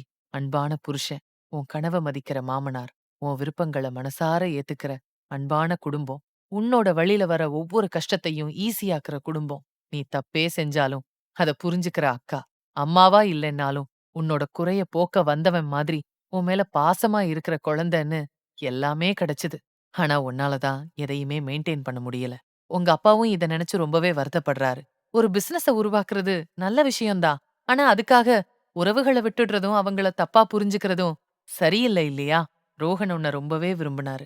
உன்னோட குறையையும் ஏத்துக்கிட்டு உன்ன சந்தோஷமா வச்சுக்கணும்னு ஆசைப்பட்டாரு. ஆனா உன்னால தான் எதையும் பார்க்க முடியல. இது உன்னோட ரொம்ப பெரிய தப்பு என்று கூறினார் பானுமதி. தன் அம்மா சொல்வதை கேட்ட சக்தி எதுவும் பேசவில்லை. ஏனெனில் அவள் கண்கள் கடந்த கால சில பக்கங்களை புரட்டுவது போல தோன்றியது. அவளுடைய ஆசை, சந்தோஷம் என அனைத்தையும் இழந்ததைப் போல உணர்ந்தாள். பானுமதி தன் மனதில் பட்டதையெல்லாம் சொல்லிவிட்டு அங்கிருந்து வெளியேற, சக்தி தன் நினைவுகளில் தொலைந்து போனாள். தன் கண்மூடித்தனமான கோபத்தில் ரோகனின் காதலை அவளால் அடையாளம் காண முடியவில்லை என்பதை உணர்ந்தாள் சக்தி. அவள் தன் தேவைகளை நிறைவேற்றிக் கொள்ள முயன்றாள். ஆனால் அதை நிறைவேற்றும் முயற்சியில் வாழ்க்கையை இழந்து தவிக்கிறாள். எது முழுமையானதாக இருக்கிறது என்று நினைத்தாளோ அது முழுமையடையாமல் போனது. மறுபுறம் ருத்ரன் தன் கேபினில் இருந்தான். அங்கே அனன்யாவும் சில முக்கியமான வேலைக்காக அவனுடன் வந்திருந்தாள். ஆனால் மாலையில் நடந்த மீட்டிங்கிற்கு பிறகு எங்கேயும் அனன்யாவை காணவில்லை. இதை நினைத்து கவலைப்பட்ட ருத்ரன் அனன்யாவை தேட ஆரம்பித்தான். அவளை தேடிக்கொண்டே நிறுவனத்தின் மொட்டை மாடியை அடைந்தான். அங்கே அனன்யா ஒரு மூலையில் அமைதியாக நின்று விளக்குகளால் மின்னும் நகரத்தை பார்த்துக் கொண்டிருந்தாள். அங்கு பலத்த காற்று வீச அதில் அனன்யாவின் தலைமுடி காற்றில் அலைபாய நின்றிருந்தாள். அந்த நேரத்தில் அனன்யா எதையோ இழந்ததைப் போல காணப்பட்டாள். அவளை பார்த்த ருத்ரன் அனன்யாவின் அருகில் வந்து தனது கோட்டை கழற்றி அவளுக்கு போர்த்திவிட்டு, உன்னை எங்கெல்லாம் தேடிட்டு இருந்தேன் தெரியுமா பொண்டாட்டி என்று கேட்டான். ருத்ரனின் குரலை கேட்ட பிறகும் அனன்யா எந்த பதிலும் சொல்லவில்லை. அவள் கையை பிடித்துக்கொண்டு அவனும் நகரின் பிரகாசமான வெளிச்சத்தையும் சலசலக்கும் சத்தத்தையும் கேட்கத் தொடங்கினான். ருத்ரனும் எதுவும் பேசவில்லை. அந்த நாளுக்குப் பிறகு ருத்ரனும் அனன்யாவிடம் சக்தியைப் பற்றி பேசவில்லை. ஏனெனில் அவளை தொந்தரவு செய்ய அவன் விரும்பவில்லை. சில கணங்கள் இருவரும் அப்படியே நின்றிருந்தனர். பிறகு அனன்யா, ருத்ரன் என்று அழைக்க, ருத்ரன் ம் என்றான். அப்போது அனன்யா, நான் ஏன் இங்க நிக்கிறேன்னு தெரியுமா என்று கேட்க, சில நொடிகள் யோசித்தவன், எனக்கு நெருக்கமா இருக்கிறத விரும்புறதால அப்படியே நிக்கிற என்று சொல்ல, அதை கேட்ட அனன்யா லேசாக புன்னகைத்தாள். பிறகு தன் பார்வையை அவன் பக்கமாக திருப்பி, அப்படியெல்லாம் ஒண்ணும் இல்ல, வேற ஒண்ணு இருக்கு. உங்களுக்கு ஞாபகம் இருக்கா, நம்ம கல்யாண நேரத்துல உங்கள கல்யாணம் பண்ணிக்க மாட்டேன்னு சொல்லி நான் இந்த மாதிரி மாடிக்கு போயிட்டேன். அப்புறம் அங்க கொஞ்ச நேரம் நின்னு யோசிச்சதுக்கு அப்புறம் தான் உங்கள கல்யாணம் பண்ற முடிவை எடுத்தேன். அந்த முடிவு தான் என் வாழ்க்கையில நான் செஞ்ச சரியான முடிவு என்று சொல்லிவிட்டு நிமிர்ந்து பார்த்தவள், அதே மாதிரிதான் நீங்க போனதுக்கு அப்புறம் இந்த ஆபீஸ் பில்டிங் மேல வந்து இந்த பிசினஸ கையில எடுக்கணுமான்னு யோசிச்சு முடிவெடுத்தேன். அதுவும் என் வாழ்க்கைய மாத்துச்சு. இன்னைக்கு ஒரு புது முடிவுக்காக இங்க நிக்கிறேன் என்று சொல்லிவிட்டு ருத்ரனின் கண்களை பார்த்தவள், ருத்ரன், நான் இந்த பொறுப்பெல்லாம் விட்டுட்டு பழைய அனன்யாவா மாற விரும்புறேன். குடும்பத்துக்காக மட்டும் டைம் ஸ்பெண்ட் பண்ணலான்னு நினைக்கிறேன். ஏன்னா அவங்களுக்கு நான் தேவைப்படுறேன் என்றாள். அனன்யா சொன்னதை கேட்ட ருத்ரன் ஒரு கணம் அதிர்ச்சியடைந்தான். அனன்யா தன் இலக்கை அடைய இவ்வளவு கடினமாக உழைத்த பிறகு எல்லாவற்றையும் விட்டுவிட விரும்புவது, அதுவும் குடும்பத்துக்காக இதை செய்வது, அனன்யாவுக்கு மட்டுமே இது சாத்தியம் என்று நினைத்தான் ருத்ரன். அவள் சொன்னதை கேட்ட ருத்ரன் எந்த கேள்வியும் கேட்காமல் அன்புடன் அனன்யாவின் நெற்றியில் முத்தமிட்டு, உனக்கு எது சரின்னு படுதோ அதை செய். உன்னோட எல்லா முடிவுக்கும் துணையா நான் உன்னோட இருப்பேன். ஆனா பொண்டாட்டி, நீ எப்ப திரும்ப ஆபீஸ் வரணும்னு நினைச்சாலும் தாராளமா வரலாம். எந்த தடையும் இல்ல. இந்த கம்பெனில உன்னோட இடம் உனக்காக மட்டுமே இருக்கும் என்று கூறினான். அதை கேட்ட அனன்யா சிரித்துக்கொண்டே சரி என்று தலையை ஆட்டினாள். பின்னர் திரும்பி நகரத்தை பார்த்தவள் ஆழ்ந்த பெருமூச்சு விட்டாள். அனன்யா நீண்ட யோசனைக்குப் பிறகு இந்த முடிவை எடுத்தாள். அவள் இப்போது தன் உண்மையான பொறுப்பை நிறைவேற்ற விரும்பினாள். ருத்ரன் அனன்யாவின் அமைதியான முகத்தை சில கணங்கள் பார்த்துவிட்டு, பொண்டாட்டி என்று அழைத்தான். அவன் அழைத்ததை கேட்டு அனன்யா திரும்பிப் பார்க்க, அப்போது ருத்ரன் அனன்யாவின் கண்களை பார்த்து, சக்தி செஞ்ச தப்ப நீ மன்னிச்சிட்டியா என்று கேட்டான். அதை கேட்டதும் அனன்யா ஒரு கணம் யோசிக்க ஆரம்பித்தாள். சில நொடிகளுக்குப் பிறகு ருத்ரன் அனன்யாவை தன்னை நோக்கித் திருப்பி அவள் கன்னங்களில் கை வைத்து, பொண்டாட்டி, என்ன நடந்தாலும் ஆருஷ் எப்பவும் நம்ம பையனா மட்டும்தான் இருப்பான். அவனை உன்கிட்ட இருந்து யாராலும் பிரிக்க முடியாது. இதுக்காக நான் என ருத்ரன் மேலும் எதுவும் சொல்லும் முன் அனன்யா அவன் கையை பிடித்து புன்னகையுடன், ருத்ரன், நீங்க எப்பவும் எனக்காக இருக்கீங்கன்னு எனக்கு தெரியும். அதனால நான் எந்த கவலையும் படமாட்டேன். உண்மைய சொல்லணும்னா எனக்கு அந்த நேரம் இத பத்தின கவலை இருந்துச்சு. ஆனா இப்போ சக்தியோட நிலைமைய பாக்கும்போது அது அவ தப்பு இல்லைன்னு நினைக்கிறேன். திடீர்னு நடந்த மாற்றத்தால அவ தப்பான முடிவை எடுத்திருக்கா என்றாள். பிறகு நிதானமான குரலில், ருத்ரன், சக்தி ஒன்னும் மோசமான பொண்ணில்ல. தன்னோட பாசத்துக்காக செய்யக்கூடாதத செஞ்சிட்டா. வேற எந்த குழந்தை மேலயும் பாசம் வைக்க முடியாத அளவுக்கு ஆருஷ் மேல பாசம் வச்சிருக்கா. அவனை ஒரு அம்மாவா வளர்த்திருக்கா. அதை என்னால மறுக்க முடியாது என்றாள். அனன்யா சொன்னதை கேட்ட ருத்ரன் ஆச்சரியத்துடன் அவளை பார்த்து, பொண்டாட்டி, நீ என்ன பண்ற? இதெல்லாம் கேட்டதுக்கு அப்புறமும் நீ சக்திய புரிஞ்சுக்க ட்ரை பண்றியா? ஆனா ஏன் என்று கேட்க, அனன்யா சிரித்துக்கொண்டே ருத்ரனின் கன்னத்தில் கை வைத்து, நாம எல்லாரும் ஒரே குடும்பம் ருத்ரன். ஒருத்தர் புரிஞ்சுக்க முயற்சி செய்யலனா எப்படி? சக்தி என்ன பத்தி என்ன நினைக்கிறான்றது பிரச்சனை இல்ல. ஆனா என்னாலதான் ரோகனுக்கும் சக்திக்கும் நடுவுல விரிசல் உண்டாகியிருக்கு என்றாள். அனன்யா சொல்ல வருவதை ருத்ரனால் புரிந்து கொள்ள முடியவில்லை. ஆனால் அவளை பார்த்த பிறகு அனன்யா தனக்கு கடவுள் கொடுத்த மிக விலை உயர்ந்த பரிசு என்பதை அவன் நிச்சயம் புரிந்து கொண்டான். அவளை சந்தித்த பிறகுதான் குடும்பத்தின் மதிப்பு அவனுக்கு புரிந்தது. ருத்ரன் எதுவும் பேசாமல் அனன்யாவை அணைத்துக் கொண்டான். சில கணங்கள் அப்படியே அவளை அணைத்துக் கொண்ட பிறகு, பொண்டாட்டி, நீ எடுத்து வைக்கிற ஒவ்வொரு அடியிலையும் உன்னோட நான் இருப்பேன் என்று கூறினான். ருத்ரன் சொன்னதை கேட்டதும் அனன்யா நிம்மதியாக உணர்ந்தாள். இப்போது அனன்யா உலகத்தில் எதற்கும் பயப்பட வேண்டியதில்லை என்ற எண்ணத்துடன் மிகவும் பாதுகாப்பாக உணர்ந்தாள். ருத்ரனும் அனன்யாவும் இந்த குளிர்ந்த காற்றில் ஒருவரையொருவர் அரவணைத்து தொலைந்து போனார்கள். அப்போது ருத்ரன் தன் பாக்கெட்டிலிருந்து போன் அதிருவதை உணர்ந்தான். எதையோ யோசித்துவிட்டு தன் போனை எடுத்து அதிலுள்ள மெசேஜை சரிபார்க்க, அதை பார்த்ததும் அவன் புருவங்கள் சுருங்கியது. வேகமாக பாக்கெட்டில் போனை வைத்துவிட்டு அனன்யாவை பார்த்தவன், பொண்டாட்டி, நீ நிறைய பொறுத்துக்கிட்ட. ஆனா இனிமே என்னால உன்னை தொந்தரவு செய்ய முடியாது. இந்த விஷயத்த நானே சமாளிக்கிறேன் என்று மனதினுள் நினைத்துக் கொண்டான். இந்த எபிசோட் உங்களுக்கு பிடிச்சிருந்தா அந்த வீடியோக்கு ஒரு லைக் பட்டன் கொடுங்க. அண்ட் இந்த மாதிரி தொடர்ந்து வீடியோஸ்க்கு நம்ம சேனலை சப்ஸ்கிரைப் பண்ணிக்கோங்க. தேங்க்யூ.